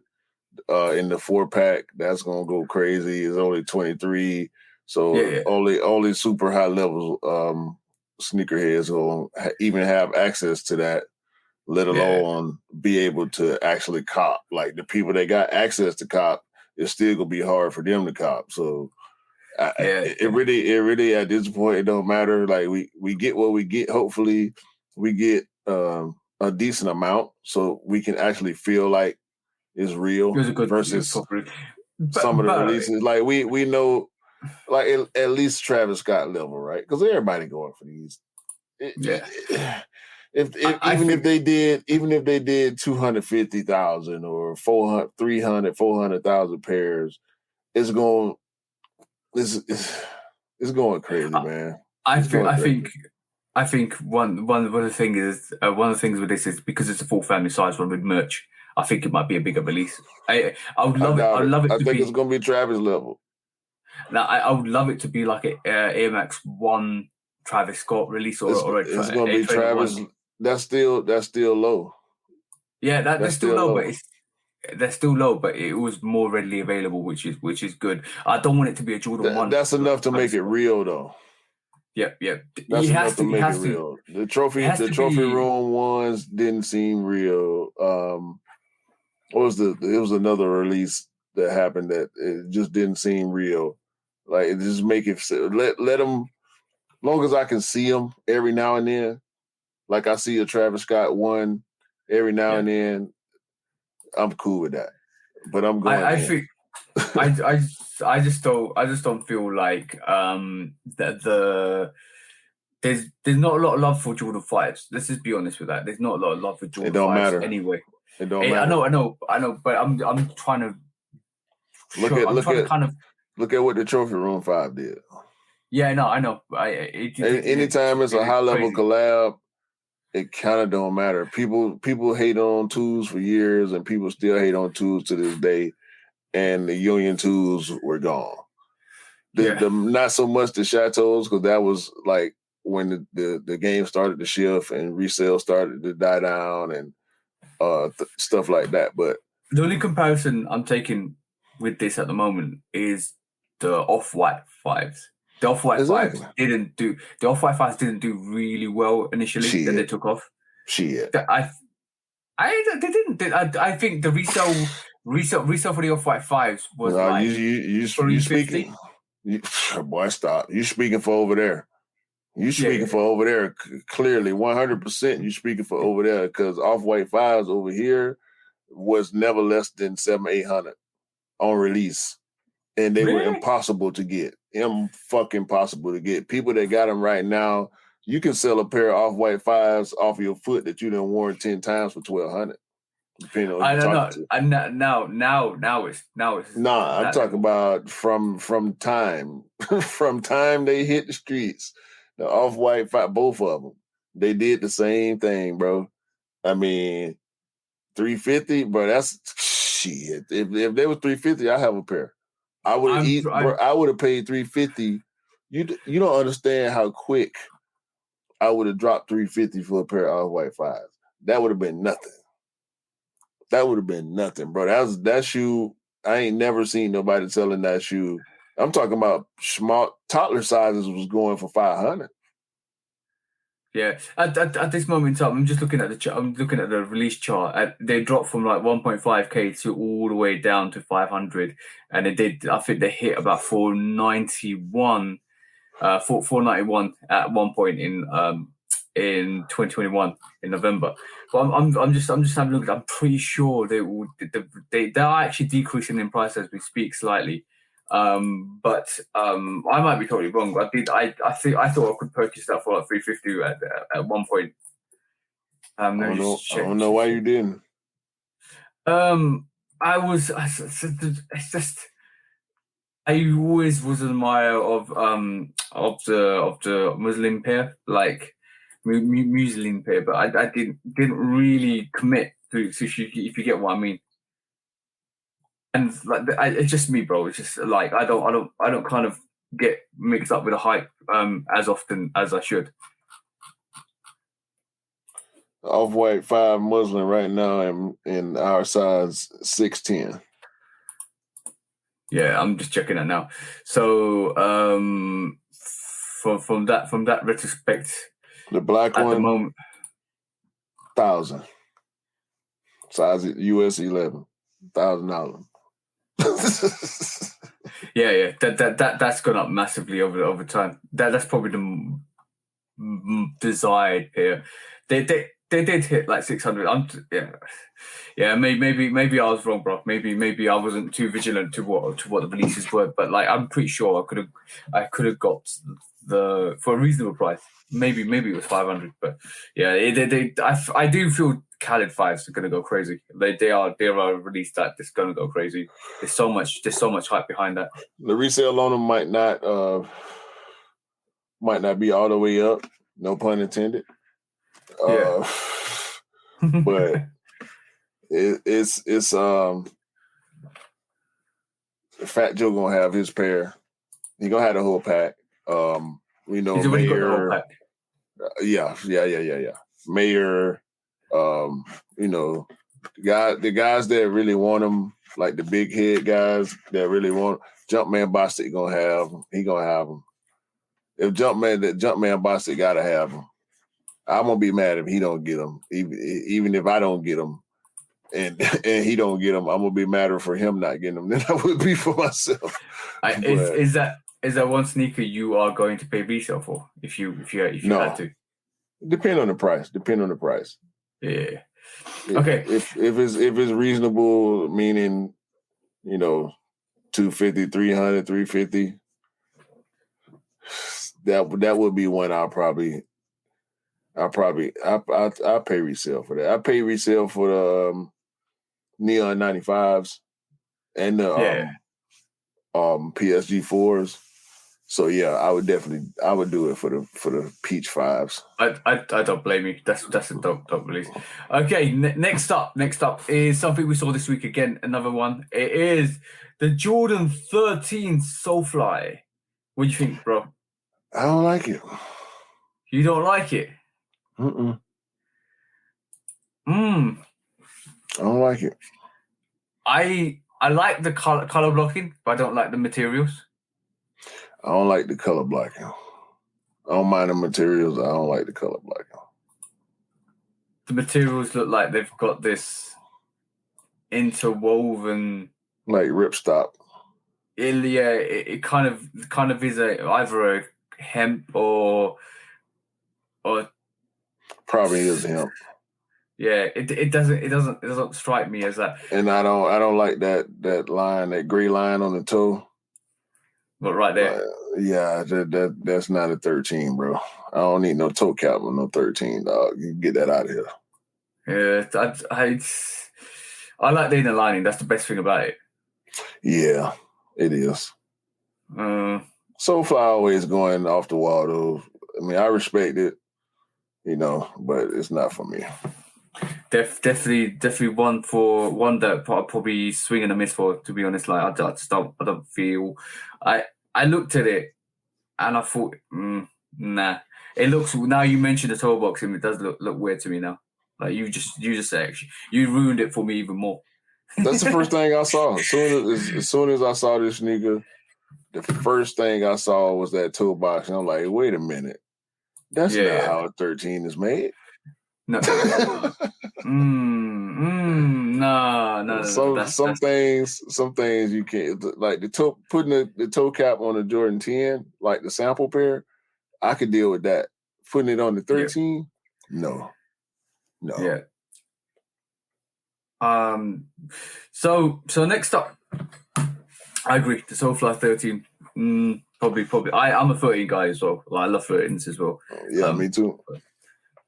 But not for me. Definitely not for me. I I want to show this as this is what happened. Let's talk about this because I want to talk about what you feel in terms of this event happening, and then as we can see, this is Grant Williams exploded his 37s. This is not the first time. Obviously, Zion Williams smashed through one of his sneakers, and it looks like Grant Williams. Zion bust through the Paul George Nikes. Yeah. And Grant Williams seen here destroying this Jordan 37. Now, Grant Williams is a big dude. Look at. I think he's around 5'5", 6'5", 6'6", something like that. And if you look at Grant Williams, bro, he's pretty well put together. He exploded that Jordan 37, bro. Yeah, look, his whole foot came through that. The thing is, now we're realizing some of these basketball players, NBA players, are big built. I'm talking big built. But is that based on, like, my question to you, bro? Is that based on the athlete, or is that based on the lack of quality coming through? Because like we never saw it back in the day. It's a bit of both. Is it okay? So like, because like at this moment in time, we're not seeing like Jordans, like Jordan. Like, I think Jordan 4, Jordan 3, 4, 1, 5, 6. I've built like a semi tank. Like from my perspective, I don't think they'll ever blow out as a Jordan 37 has. Well, I think that's. By the way, sorry. Before you go on, bro. That's just me thinking about the materials on the upper, because the upper materials are prime knit. Right, that's where I was about to go with it. So we've seen over time the construction of basketball sneakers change, and they become more and more lightweight. They try to maintain the same level of strength with decreasing the weight, but to a certain degree, it's not possible. We get a lot of sneakers in the mail, right? Pair of Jordans in the box, 4 ounces. Mm-hmm. A lot of these shoes nowadays are like they trying to get below 2 ounces. So there's a lot of materials, there's a lot of rubber and stuff like that's being taken out to make the shoes lighter and more aerodynamic and still try to be as stable. But at the same time, we got dudes Grant Williams size when Jordan 3s and 4s and 5s were coming out, the OGs in the 90s, they weren't moving like a Grant Williams or a Zion Williamson or you know what I'm saying? Like heavy built explosive players. Let's put it that way, because athletes are doing more now than they were then.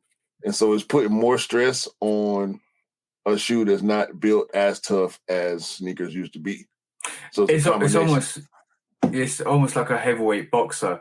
Every heavyweight boxers are different. Like, so basically, it's Mike Tyson will generate more traction and more force on through a punch than somebody else at different range. See what I'm saying? So every box is different. So from the retrospect, these bigger, heavier built guys are producing more force on their sneakers, and this is why, as you can see, guys, if you're looking at this, bro, if you take a 1985 Cadillac and crash it into a 2022 Cadillac, that 2022 is going to fold up because it's fiberglass.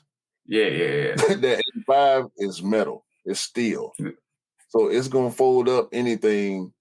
And Grant Williams is a 75 Cadillac with 2022 Cadillac wheels on it. It ain't the same.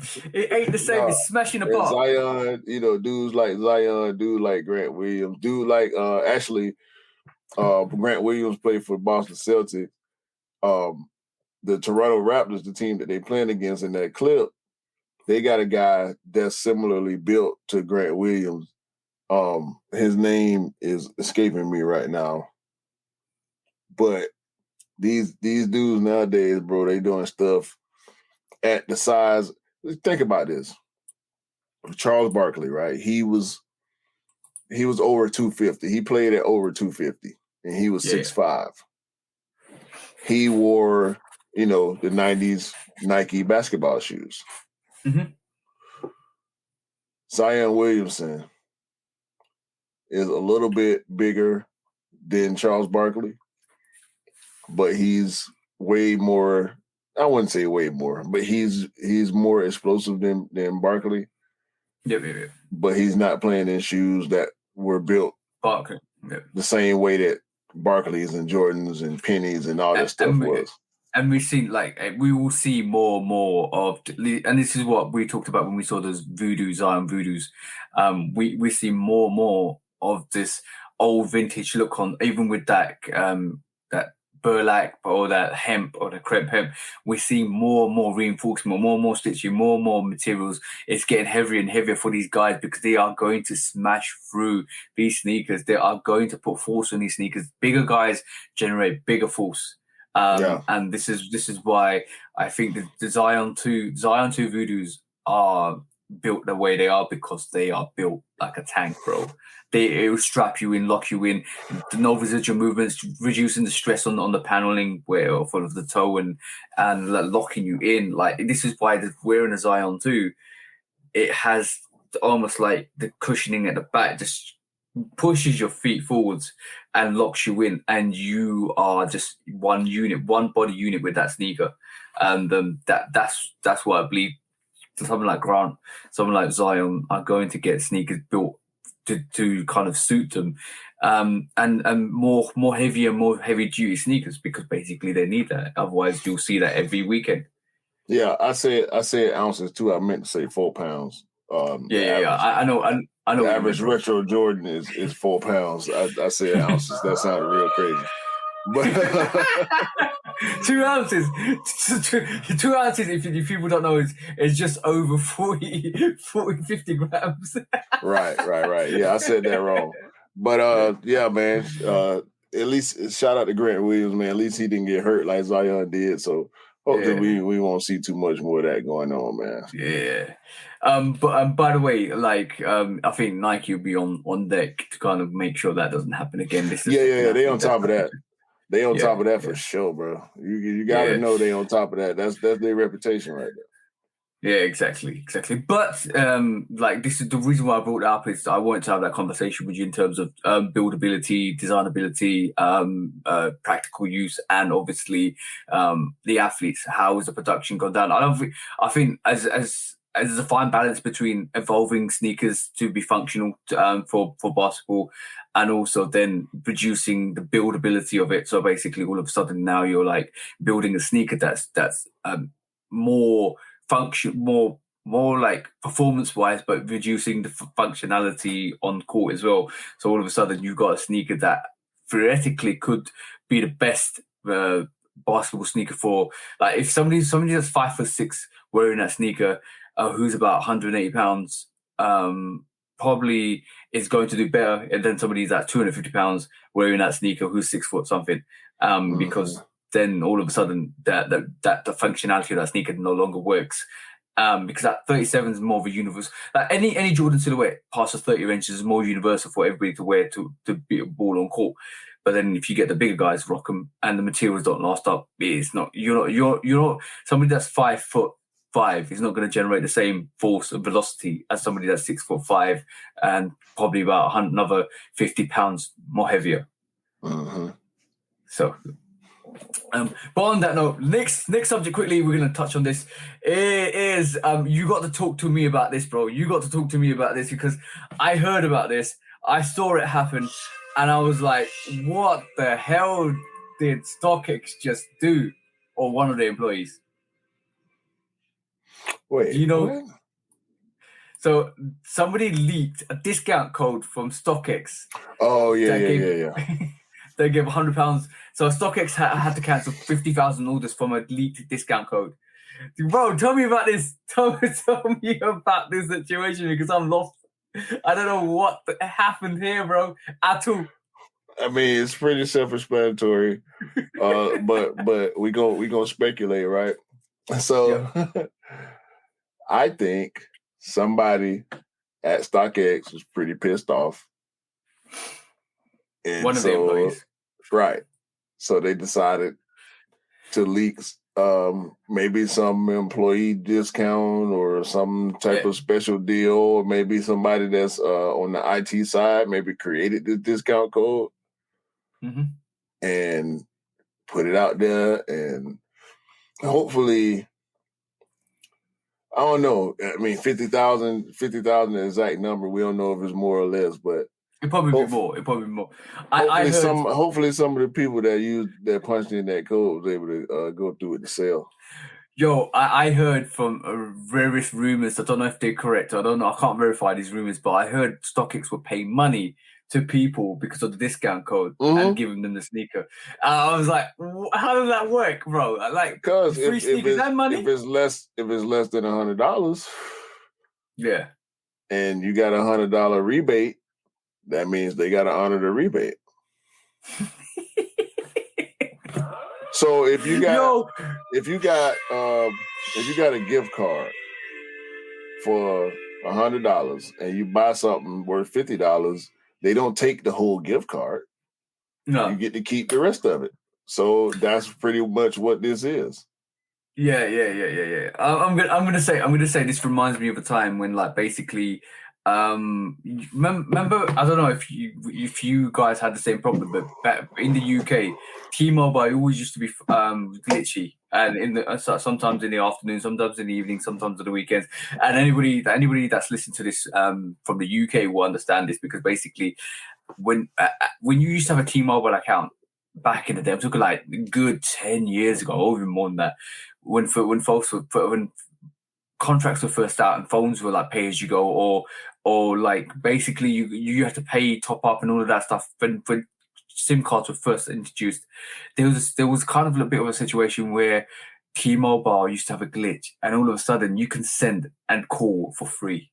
And like literally it'll be one day a month when they glitch out, and people are like, oh yeah, use your credits, they don't charge you. Or you send your text, like when text messages used to cost you, send your text and send your thing, you can call people for free, bro, in the evening times until they fixed it. It was used to be just jokes. I remember that time, and this actually reminds me of that situation where somebody just disgruntled us, yo, take this discount code, we got a glitch, just take as much as you can.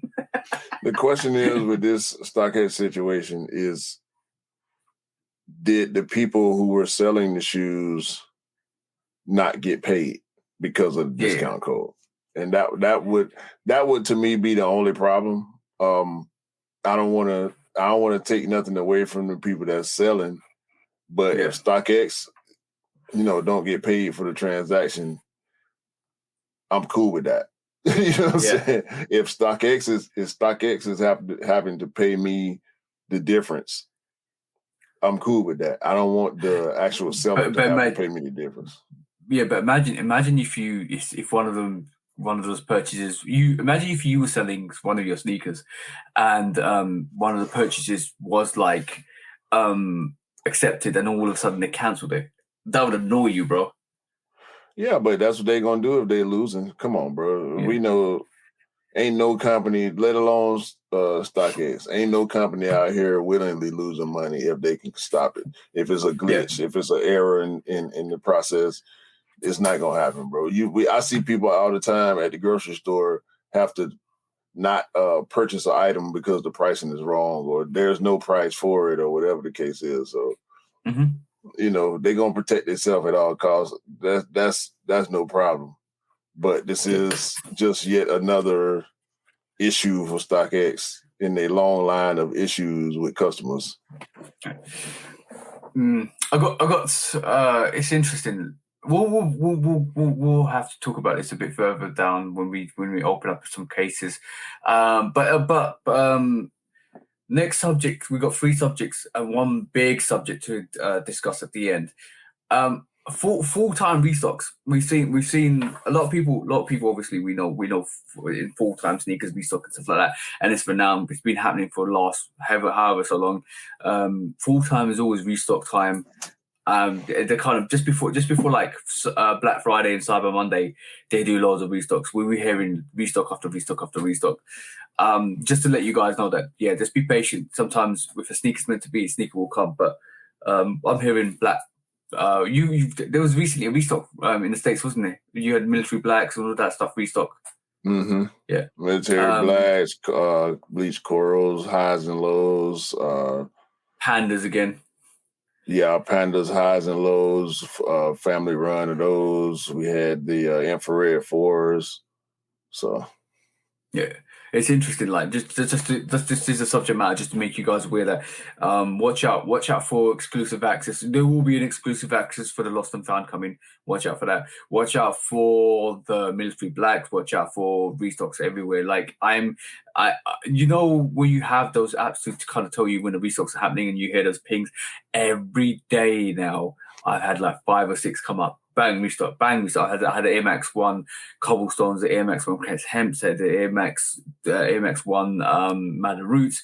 Bro, everything is restocking. And you know what's really funny? The Yeezy restocks are stupid. And then, we won't talk about them at this moment in time, but we are going to talk about them a bit further down in this podcast. But, bro, how many Yeezy restocks I've seen this month alone. And that's a whole indication of what's going to happen next. But we will talk about that in a bit. But yeah, just be aware, guys, that restocks are happening in full time. There will be exclusive access for some of those releases in full time, and talk about November, December time, or even if we get the Chicago Lost and Founds in October, you're going to get exclusive access soon. There is massive restocks for all the sneakers. So this is why I always live by, if it's destined to be, it will be. Don't pay that resale.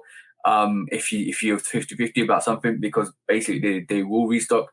And I've noticed that last year, I noticed that the year before, you'll notice that the year before this. And you know, I could have easily bought the military blacks when they first came out for like 290, 280, 290. I just held back. And if it's meant to be, it's meant to be. If I'm going to copy, it will be in one of these restocks.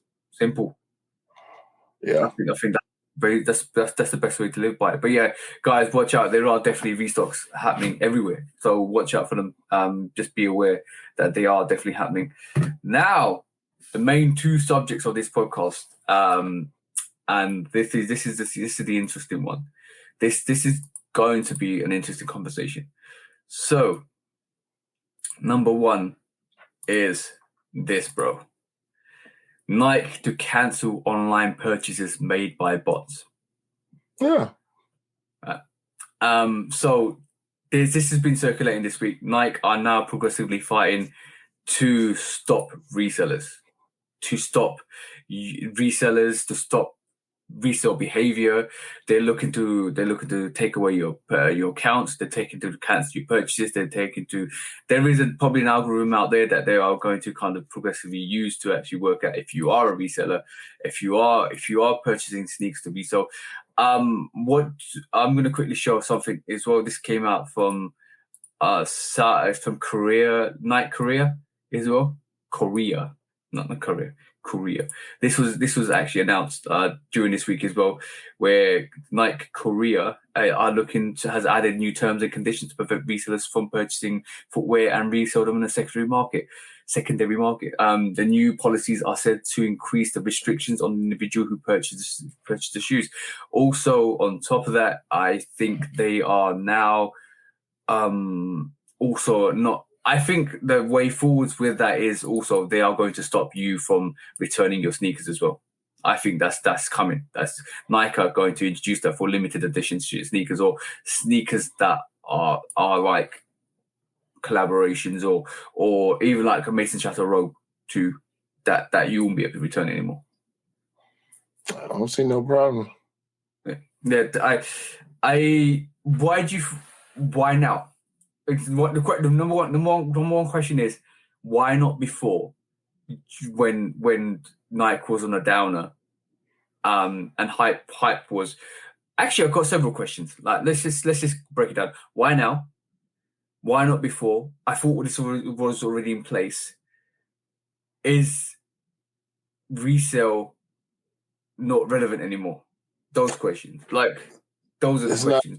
Resale is still relevant. Is it's never not been relevant, even when it died down. Even at the state it's in right now, it's still relevant. I don't see it going away completely. But as far as the brands are concerned, and I'm not just going to talk about Nike or eBay in particular. Brands, it's in the best interest of the brands as far as the eyes of public opinion to stop bots. Mm-hmm. Do bots or people that use bots, do they pay for sneakers? Yes. Do they resell sneakers? Yes. Does the resale market have anything to do with the brands? Not as much as we want to believe it does. Mm-hmm. Not as much as we felt like it did during COVID. So the brands, Nike in particular, have been talking about this. We don't know what they're trying to do or how much they've tried to stop this, but this is not a new conversation for Nike. It's not a new conversation for any of the boutiques that take drastic measures to eliminate resale. So it's just on a bigger scale with companies like Nike and eBay. Yeah. When we hear about this type of stuff, I don't feel no way about it, man. I mean, if they can get it done, cool. If they can't, I appreciate them trying for what it's worth. I got some theories behind this. So you know that this like resale's helped out Nike a lot. Let's just say resale and resellers have helped Nike out a lot because basically it's like it's increased the publicity, it's increased the hype, it's increased the demand on their sneakers. So they've relied on that quite a bit, I feel, over the last 5 to 6 years, even more than that. And stuff like the Last Dance kind of elevate that resale kind of hype behind sneakers, hype and demand that is a lot with just the brands as well. So I think that's helped a lot to drive the business model for Nike over the last 5-6 years. I feel, and I do feel it's still got its place. Resale still got its place, but them coming out to it now, and we always thought it was bot protected. All of that stuff, like all of that, we know it is hard to protect from bots and stuff. We know that it's quite a demand. It takes a lot of money to stop bots anyway.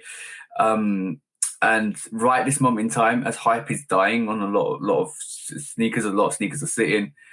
I feel like Nike has taken the advantage to say, you know what, let's just stop this whole retail business. But my secondary thoughts are to what this whole situation with StockX and Nike, where StockX are the main company that's the resale sneakers. But also then I also do feel with that whole situation is Nike could turn around and say we're stopping resale. So therefore, this is a direct attack on StockX to say we are stopping you. But also, it could mean they might put a junction out on StockX to reveal the people that resell sneakers on their platform, and therefore they can look to cancel these viable resellers, or it gives them a bit more information about the inside workings of StockX. So I feel there's a secondary motive behind this as well, because I feel it's a way to gather information about your rival, or not your rival, your secondary market. This is, and Scott and a lot of people have said this to me. Nike looking to increase the price to decrease the resale to get out resellers. That's one thing we've seen recently. The prices keep going up to bridge that gap between resale and retail. I don't think the price increases got much to do with resale at all. I agree, and kind of the more it goes up, the more I'm thinking that way. But I can understand the current climate, stuff like that. But also, I just feel like this is not come out of the blue. Somebody within the corporate Nike corporation has literally said, "Let's make a blank statement. If you're found, this is going to happen. If you're found to be reselling sneakers, bang, bang, bang, bang, bang." but then it gives them ammunition to go over to the judges and say, StockX, this is not a new terms and condition. You can't let anybody from your platform sell Nike sneakers anymore. They did a whole campaign on the sneakers app. Yeah, about stopping bots and improving the exclusive access experience and whatnot. Like, this ain't. It's just because of the case with StockX. It's just furthering the agenda, I think. To get at StockX and be able to push forward the narrative of stopping bots, whether they doing a little bit or nothing or as much as they say they doing. The narrative is more important. Yeah, that people can trust the company. We can trust that the company is on our side as consumers. That's what it's about. And let's get this straight. Actually, this whole agenda on StockX happened after Ann Herbert and her son. Yeah, and that was a very bad image from them. And this is them trying to spin to the image in the public eye. Now the whole concept is Nike want to fight botters. Nike want to fight resellers. Nike want to make sure we get the products directly from them, rather than done like basically kind of saying, oh, the Nike resells anyway. Like that was the whole consent, and that was reinforced by that situation, and the trophy room situation. And then now I think they're trying to change the image, which is a good thing because it means more sneakers are accessible to the general public. But the thing is, this whole agenda came out of that situation. It came out of that situation. Yeah. But last subject before we go into our I'm going to say world famous. It will be world famous one day. But last subject matter is how I introduced the show was based on this. How I said, oh wow, he just took himself out. It was based on one person alone that we've been speaking for months and months and months, and now it's getting tiring to the point where we keep looking at this situation and we keep thinking, what is this guy going to do next? And the reason why I'm saying this guy is, but I want to show you the article before I can actually say who it is, because I want to see where is this article? This one here. This one is the one. This is Mr. Kanye West. Has he full blown it now? Has he? Because he's now been blocked off Instagram and Twitter because he said something very anti-Semitic last week. I'm not going to repeat these words. I don't know where they came from. It was a bad situation for him, I feel. I'm done, bro. I'm done. Yeah, I'm and not... you're not the only one. You're not the only one, because like it's almost like now he's gone from being everybody's like savior to like IP, intellectual property. He never saved me. He ain't never saved me from shit, bro. Yeah. The dude. Okay, look, this ain't a music podcast. Even though we talk about music sometimes, this is not a music podcast, so we don't discuss his music, right? Mm-hmm. This is a sneaker podcast, and for the past few months, we've talked about sneaker related things, but we don't really talk about the products. And so I'm done talking about him if it's not product related. No, this is not product related, because basically they've taken him away from the social medias are taking his platform away from preaching anything to do with anything to do with race or gender and anything like that, or even his products now, because now as a consequence to that, bro, and I know a lot of people are tired about hearing it, but as a consequence to that, this is definitely affecting his business, because this happened straight after that. JP Morgan basically cut ties with Kanye West after what he said, and that now does affect his business, bro, because where's he going? I don't care. Q's like, F Kanye, F this, F that. I don't care. This is boring now. I don't really care about this situation because No, Kanye it's just not that it's not that it's boring. It's nerve wracking, bro. I ain't got the energy to be worried about or even thinking about this too deep, bro. Like we've been talking about it too long, man. It's just the series of events that led up to this, bro. It was predictable, you know. Different. It's definitely a very, very, very high level of business that's going on with all the stuff that we talked about concerning him in the recent months. yeah. But this was once again, this was inevitable. It's very self-inflicted. Very Yeah, self-inflicted. yeah, he Like, did it to how do you himself. how did you go? How do you go from being like, yes, we're behind Kanye to like, oh, what the hell did you just do, bro? What did you just do, bro? And see, with the Adidas situation, right? With the colorways not being approved and the stealing of ideas and all that conversation was fair game for me, you Yeah, know, yeah. because that's what we're here for. But when it comes to all the extra stuff he's been doing, it's all been relatable because that's where I was coming from. Like when it Mhm. was, you know, lashing out at Adidas and beefing with you know, the CEOs and the high end people in the company.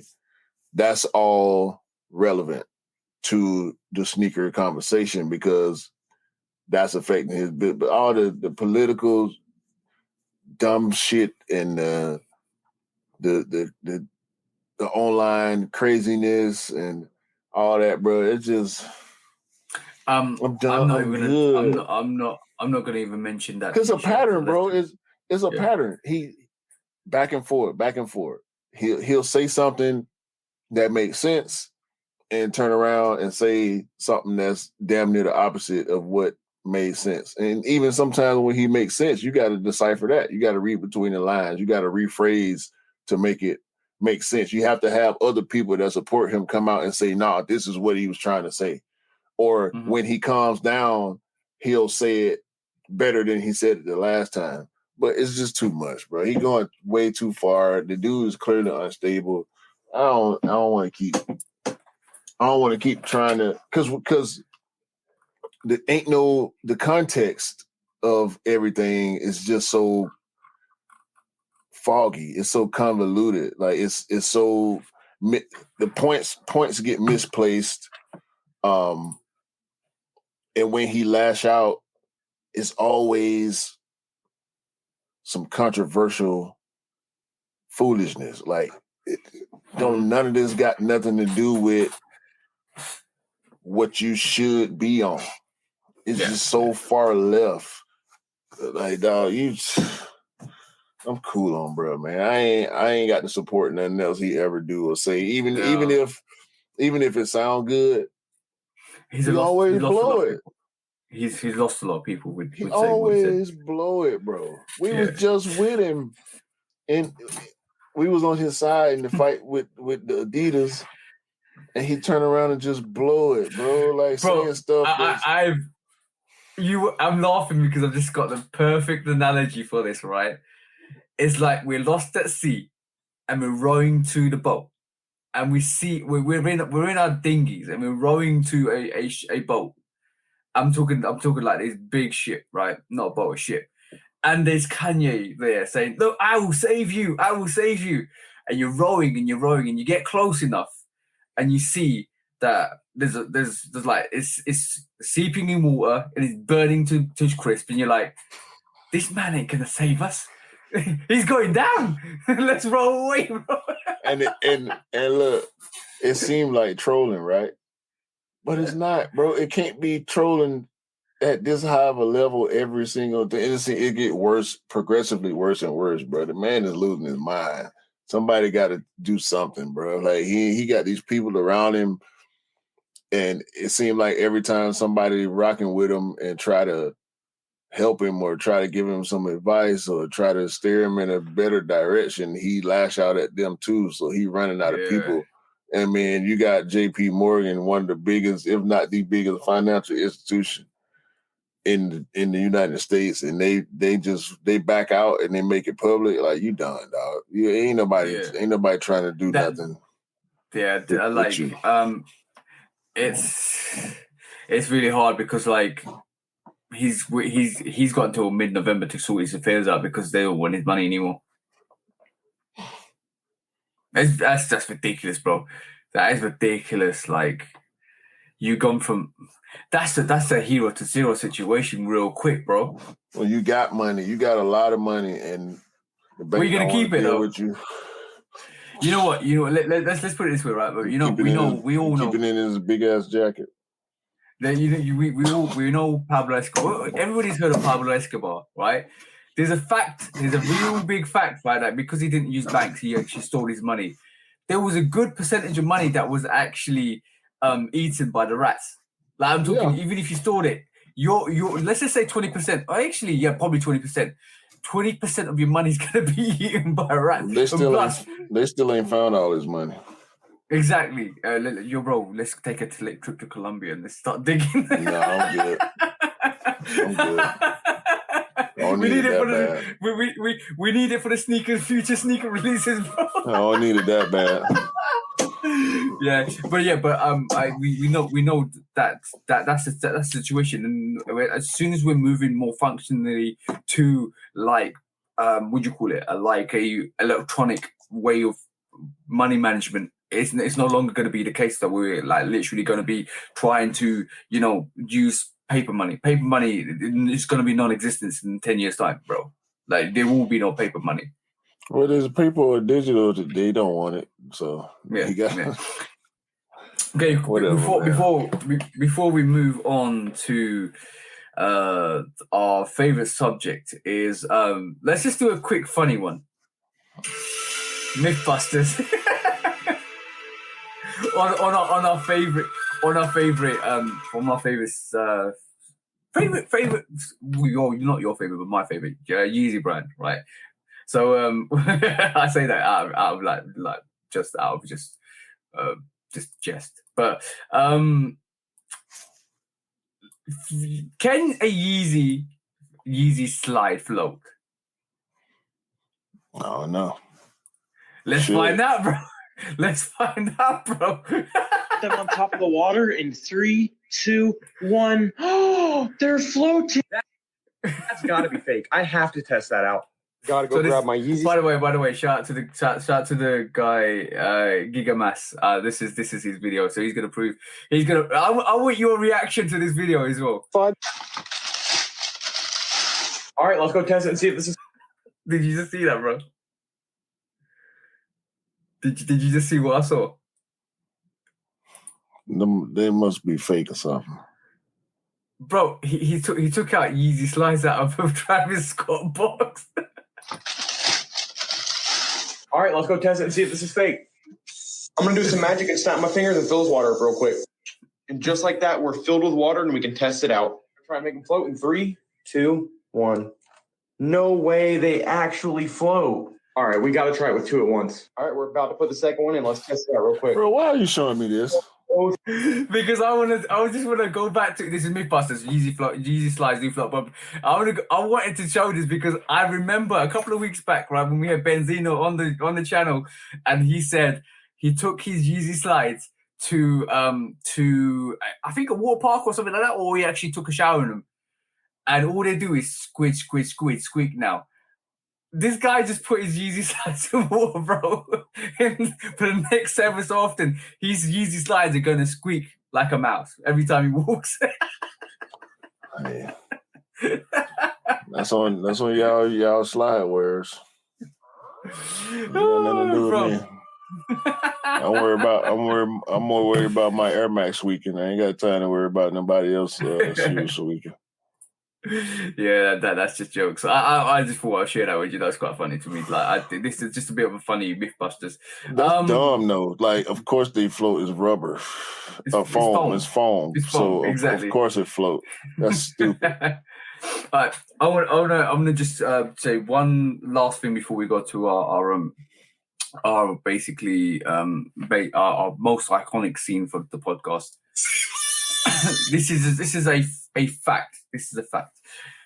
It's Nike is lost at sea. So basically, this is a little article that Complex done, and I read this and I found it quite interesting. Not funny, interesting.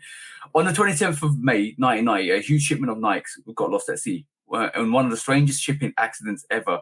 80,000 pairs of Nikes went missing in the Pacific Ocean en route from South Korea to the United States. Oceanographer Curtis Ebersmeer has been receiving air solo flight strike force and Pegasus from overboard shipments ever since. So basically, he's been monitoring the actual sneakers from that got lost. Nike make durable shoes. He says apparently they're tougher than the ocean.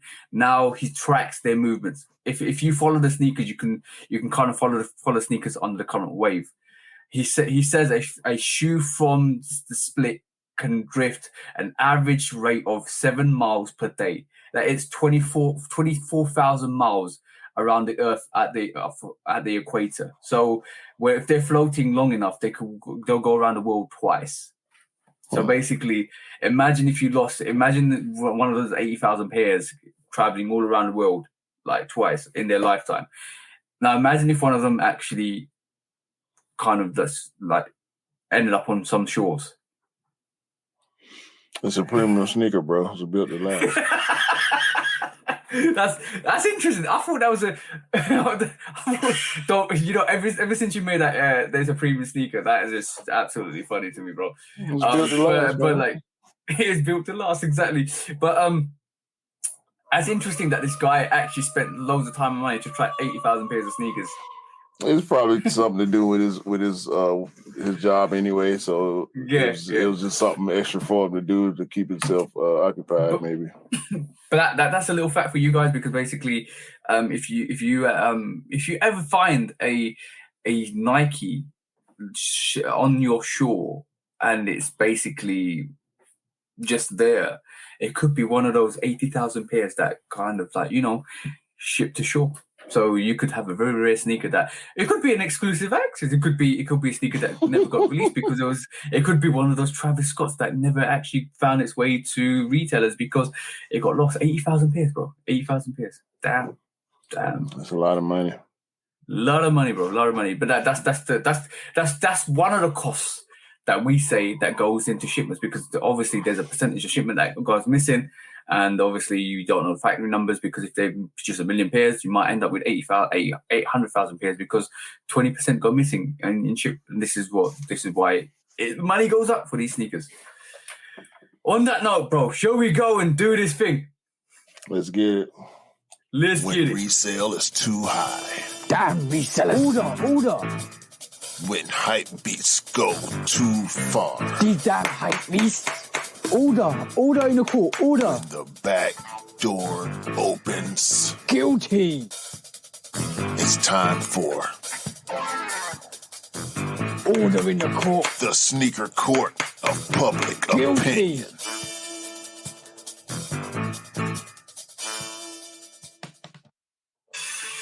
Yeah. Hey! Guilty! This is time. It's time for Sneaker Court of Public Opinion with myself, Judge Public Opinion, and Mr. Executioner. What we got today, bro? The keys of justice. Are you going to lock away bad crime, bro? Are you going to put those handcuffs on those criminals? Are you going to shut those gates of justice? We're locking them up. We're locking them down. And we opening the doors, the real doors that need to be opened to the game, so everybody can understand how to get these pairs out here. Because a whole bunch of foolishness going on. I was about to sing. I got the keys.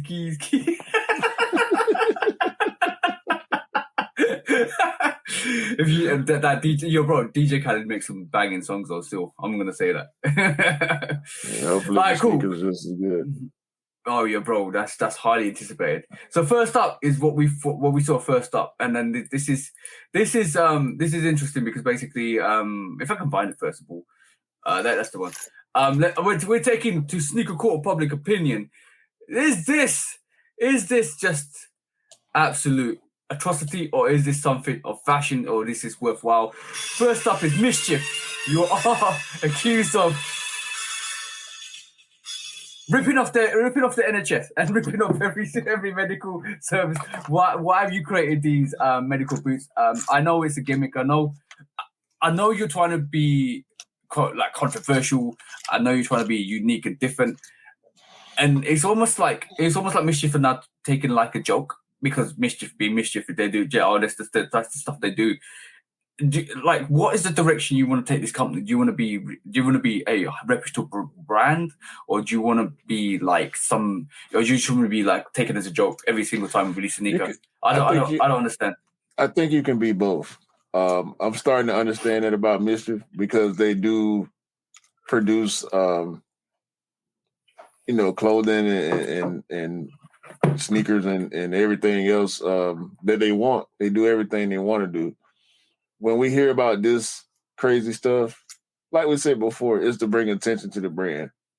Yeah, the Gobstoppers ones. We saw the Wavy Babies. The Wavy, bro. I'm surprised they never got sued they're under a court case from Vans. I don't know how that's going. We never hear stuff like that. But I know a lot of people injured them. Well, some people injured themselves wearing those Wavy Babies. So I'm surprised they haven't got a court case against people hurting themselves with that sneaker. No, I don't think you could sue for that. But it's Mischief doing mischievous stuff. Like we said earlier, these are to be worn. They're not actual walking boots, but just the fact that they look like medical walking boots is enough for Mischief to get off. They get off on this stuff. And apparently they're doing well, because they keep coming up with the capital to be able to produce this stuff. And then we ain't talking about no $30 Vans right here. They want $450 for these. Yeah, that's one of the main reasons why I'm taking them to court. $450 for a medical boot. I feel like they must have purchased that medical boot, ripped it apart, restructured it, and then sold it for like $450. I think every single one was an ex-medical boot potentially. No, they created a mold similar to the way foam posits are made. So they had to pay for that mold. They had to buy multiple molds and able to do sizes. So they spent a lot of money on this. They want a lot of money for it. It's working. We're talking about it. It's working. I think one of Mischief's goals is to make sure they get a lawsuit for every sneaker. I don't see how they can get one from this. So maybe not this one. Maybe not this one. This one and the Gobstopper are the safest sneakers that we've seen from Mischief in recent times. And they got let's put their record right. They got the Nas X sneaker. They got a lawsuit against from Nike. The Wavy Baby from Vans. The Gobstopper is probably from the actual Sweet Company. Now this medical boot, I don't know. I won't be surprised. No, bro. The only court case I can see is somebody actually thinking that's an actual medical boot and actually wearing it and actually making it hurting themselves even more. That's the only way I can see a lawsuit against it. But I do understand that they're pushing the barriers and boundaries, and they're trying to kind of evolve their range into being different to every other sneaker brand. But I do respect that. But it's just comical. At this moment in time, it's quite funny. It's comical. And I just thought, it's just funny. It's just funny, bro. That's what they say. On this.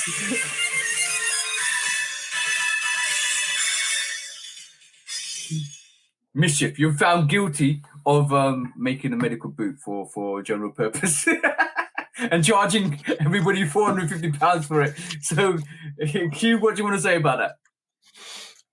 They need to take that medical boot and lock it up. I got the key. I got the keys right here. Lock it away forever. Guilty. All right, cool. Next case is obviously something that we just touched on now, and I think you don't want to. I want to bring it. I just want to bring it to court and just close it for last time ever, because basically from my perspective, this has gone on too long. Let's talk about what we think. Kanye West blowing, basically self-destructing. I feel he needs help. It's a good thing that he's not on social media, not on Insta or Twitter at the moment, because basically we're giving some reprieve. He needs a reprieve. He needs to step away. He needs to step back. He needs to know that not all news is good news, and he took that too far this week. So from that perspective, it's good that Twitter and Instagram have taken his account away, and he can't rant like he would normally, especially with the JP Morgan stuff, because we haven't seen anything from him. I think sometimes he makes a situation worse for himself than better. And it's good to kind of, like you say, grab your keys, bro, lock him away for a little while and let him contemplate his actions, because every action has a reaction. And the actions he took last week, basically, the reaction that came from that probably was the most detrimental thing for his career ever. So on that note, this is a quick in and out. I'm gonna for Mr. Kanye West, I'm just going to say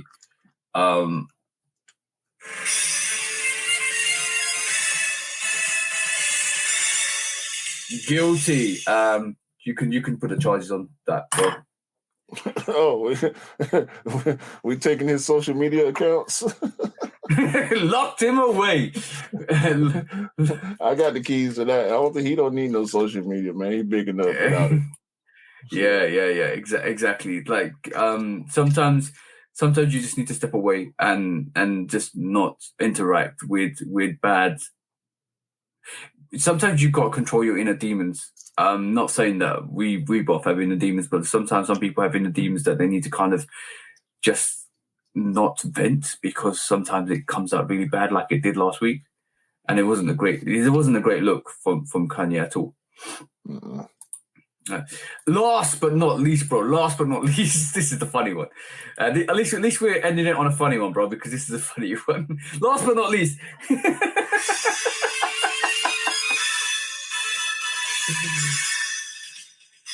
Talking about self-explosion, self-destruction, looks like StockX got their discount code leaked last week. So I'm charging StockX with basically, they are getting rid of a lot of people, making a lot of people upset, reducing their workforce because of what's happening with Nike. And a lot of people seem like they're not happy with StockX from our side, from the commercial side, from a buyer side, from a seller side, and even their employees. So I'm charging StockX with more compassion, with more, I know business is business, and business ain't looking good for you at the moment, but like, you've upset one of your employees that's leaked your discount code. That meant you had to kind of cancel 50,000 plus orders. Stop making your employees unhappy. They are your business. They are your entity. They are your interface. They are they are you basically. So you're basically cutting off your left arm to satisfy your right arm, and your left arm was like, oh no, I'm going to cut it back up and slap you right in the face, and this is what happened, because you one of your employees must have leaked that discount code, and one of your employees was really upset. And even if it's not one of your employees, even if it was a glitch, how did that glitch happen? Because it looks like it could be somebody from IT, could be somebody from anywhere. So, and you know what's really, really interesting, bro? They got discount codes for employees. Doesn't that want you to make you want you to work for StockX, bro? StockX need to go away, bro. I think it's over. It's time for StockX to just be over. You reckon? Yeah. It seems like the beginning of the end. Yeah, I think it's time for them to go away. If not go away, just quiet down. How many controversial things happened to StockX over the last, especially when Nike got involved even more? We've always heard rumors. By the way, these are all rumors and accusations rather than us directly coming from it. And we're gonna talk about something that we talked about midweek as well, because basically let's touch on that slightly. there's a StockX over the years since they first came out have continuously spiraled like a snowball, slowly but surely into bad reputation where people think they sell fakes or people complained about them. Some for just publicity, some rightfully so. And all of a sudden now Nike's got involved and it's got even worse because there's more accusations coming through from Nike. Nike's more reputable and Nike's a bigger brand. Nike's a bigger platform. And it just feels like since then it's been going downhill, and especially this leak, bro. Like business is not good. Obviously, doesn't seem like it's good because it feels like they're getting rid of employees, they're shutting down stores, they're shutting down not stores, but shutting down. They're getting rid of authenticators. All of that stuff is happening in the background, and people are being upset, so they're doing stuff to kind of hinder StockX. So we know, and I know a lot of people don't mess with StockX anymore. It feels like definitely feels like a downhill spiral. Bro, it might be. I don't know. Out of just the capacity of information, StockX will always be around. But out of like reselling, if Nike have their way, they'll shut down StockX tomorrow. I'm with it too. Yes. I'm with it. It's interesting. It's StockX.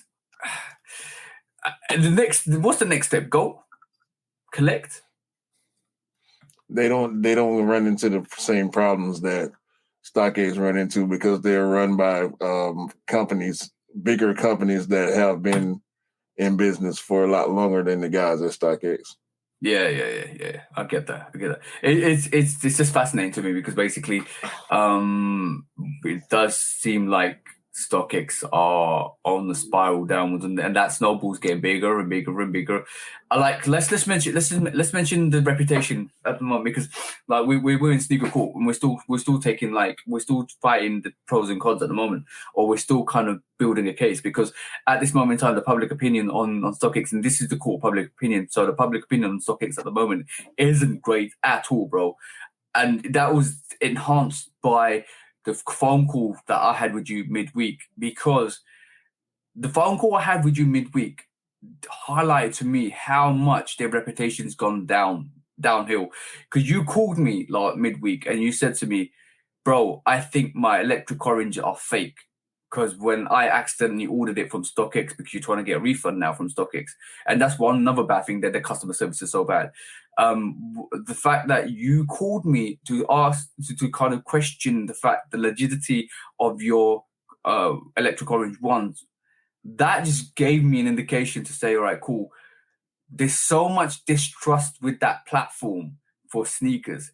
And then I had to pull out both of my electric oranges and compare them to your electric oranges because you weren't sure, because one shoe was bigger than the other. The stitching was different. The back panel was different.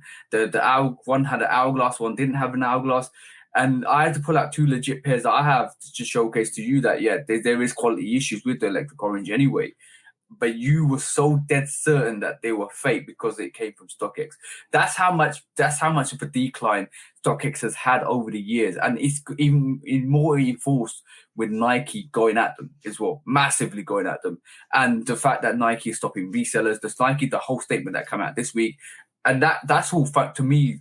From the looks of it, is based, and it's a direct attack on StockX, a massive attack on StockX.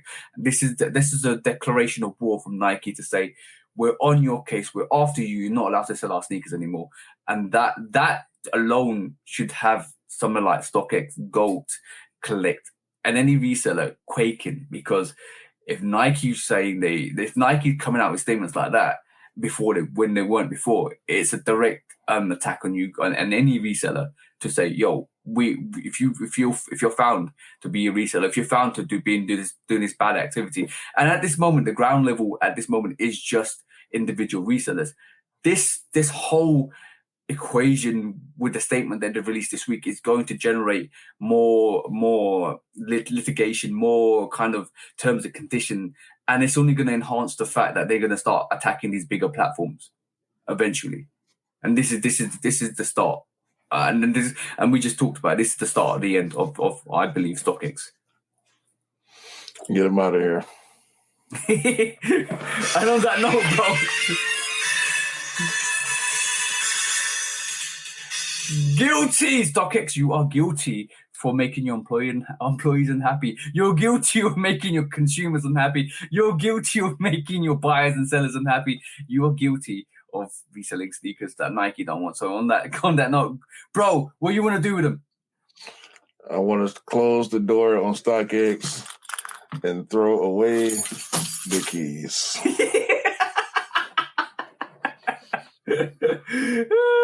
Damn. That's what I'm going to do personally with StockX. I'm done, bro. Close that door. The keys out of here. Key. No more. I'm about to delete the app. God, I'm definitely cutting notifications short because they send me notifications every day, and I never use StockX notifications. But you know, I use them for information only. So at this point, I can kind of delete the app because if I need to Google something and you know get the information from them, it's gonna pop up on Google anyway. So why do I need the app? Yeah, exactly, bro. So yeah, I'm deleting my account, clearing all my information. I'm done, bro. It's done. It's done out here, bro. It's done. When resale is too high. Damn resellers. Order. When hype beats go too far. These damn hype beasts. Order in the court. Order. When the back door opens. Guilty. It's time for Order in the court. the sneaker court of public Guilty. opinion.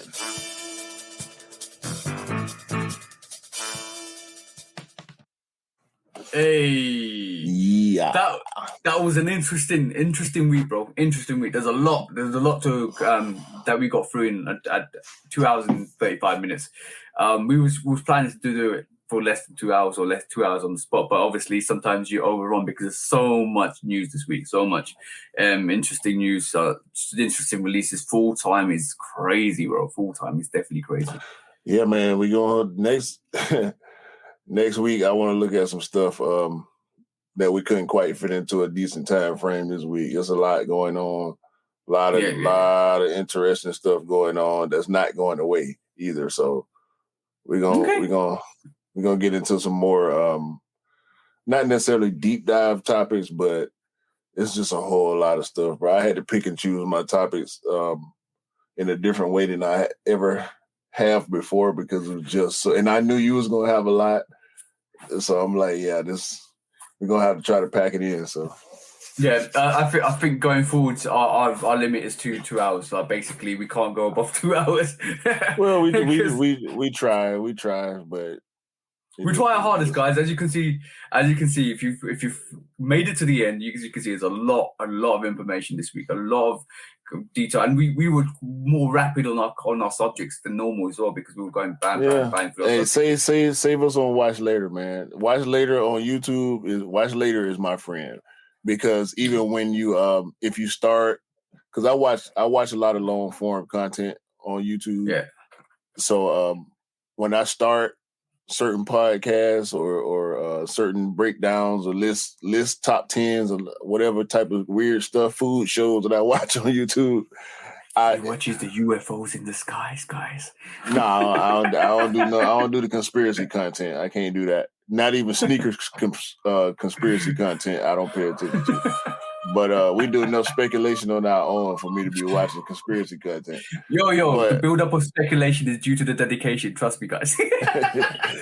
But that watch later option is definitely a lifesaver because it keeps it in a list for you so it don't get lost in your history. Yeah. I know I lose stuff in my history sometimes and never finish it. But if you put it in watch later, it'll be there in the list for you. So please use that watch later option and make sure y'all hitting all the buttons down there at the bottom. Hit all them in the comments, man. And trust me, guys. We will be. We will be growing. We will be growing. We've been doing it for nearly 40 weeks, like not more than 40 weeks, but this is 39 episode. we are dedicated to make a success of this in terms of just kind of doing this podcast. We love this because basically this is our Sunday afternoon when we record, and it's just fun for us, absolutely fun for us. We would not be doing this if it wasn't fun. But in terms of what we want to do going forwards, in terms of what we want to bring going forwards, it's bringing you guys the entertainment, the focal points, the news, the information, what we think. And it's always great to get some comments from you guys to kind of like tell us what you feel about the subject matters, because obviously it's nice to get some interaction with the guys that listen to this, because it's always like, okay, cool, this is what the general opinion is, because we could take stuff to court of public opinion all the time anyway, and then that's our opinion, but this is what we kind of gauge from the week, because this is what people say and this is what we hear. But it's always important to get some interaction from you guys and kind of have your say. And if you like this whole sneaker reacts that we shoot off reacts that we do on Wednesday, that's for you, that's interactive, because we want you guys to kind of have your say or have your laugh or give you something fresh for the week as well. So yeah, just put your comments down below and just let us know what you think of what we discussed this week, and let us know. We'll bring it. We'll sometimes, if there's any interesting subjects that you, or interesting points of view that you kind of say, we will bring them up in the podcast next week, and we'll kind of get you to have your say on the subject matters. So it's interesting, guys. Just leave your comment and let us know, and we'll bring it up. For sure. That's for sure. So y'all participation will not go unnoticed. When we get topics from y'all, we always try to bring them in, especially from the bros. So exactly. That's it, man. Episode 39. We're gonna let y'all go. Appreciate y'all support as usual. Like I said before, y'all leave y'all comments on any of the topics that y'all like, anything that y'all disagree with. We can have a conversation in the DMs on IG. Follow TJ, follow myself, follow all the bros. And we're gonna see y'all next week, man. As TJ always say, great day, great month.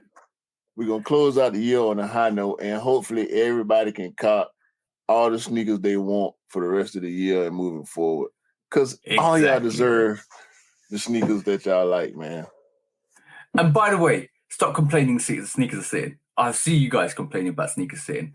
Go and get the sneakers that are sitting. Go and get them. Like literally, put them on your feet. They're amazing sneakers. There's so much history behind some of the sneakers. Stop complaining. Especially premium sneakers, bro. Yeah.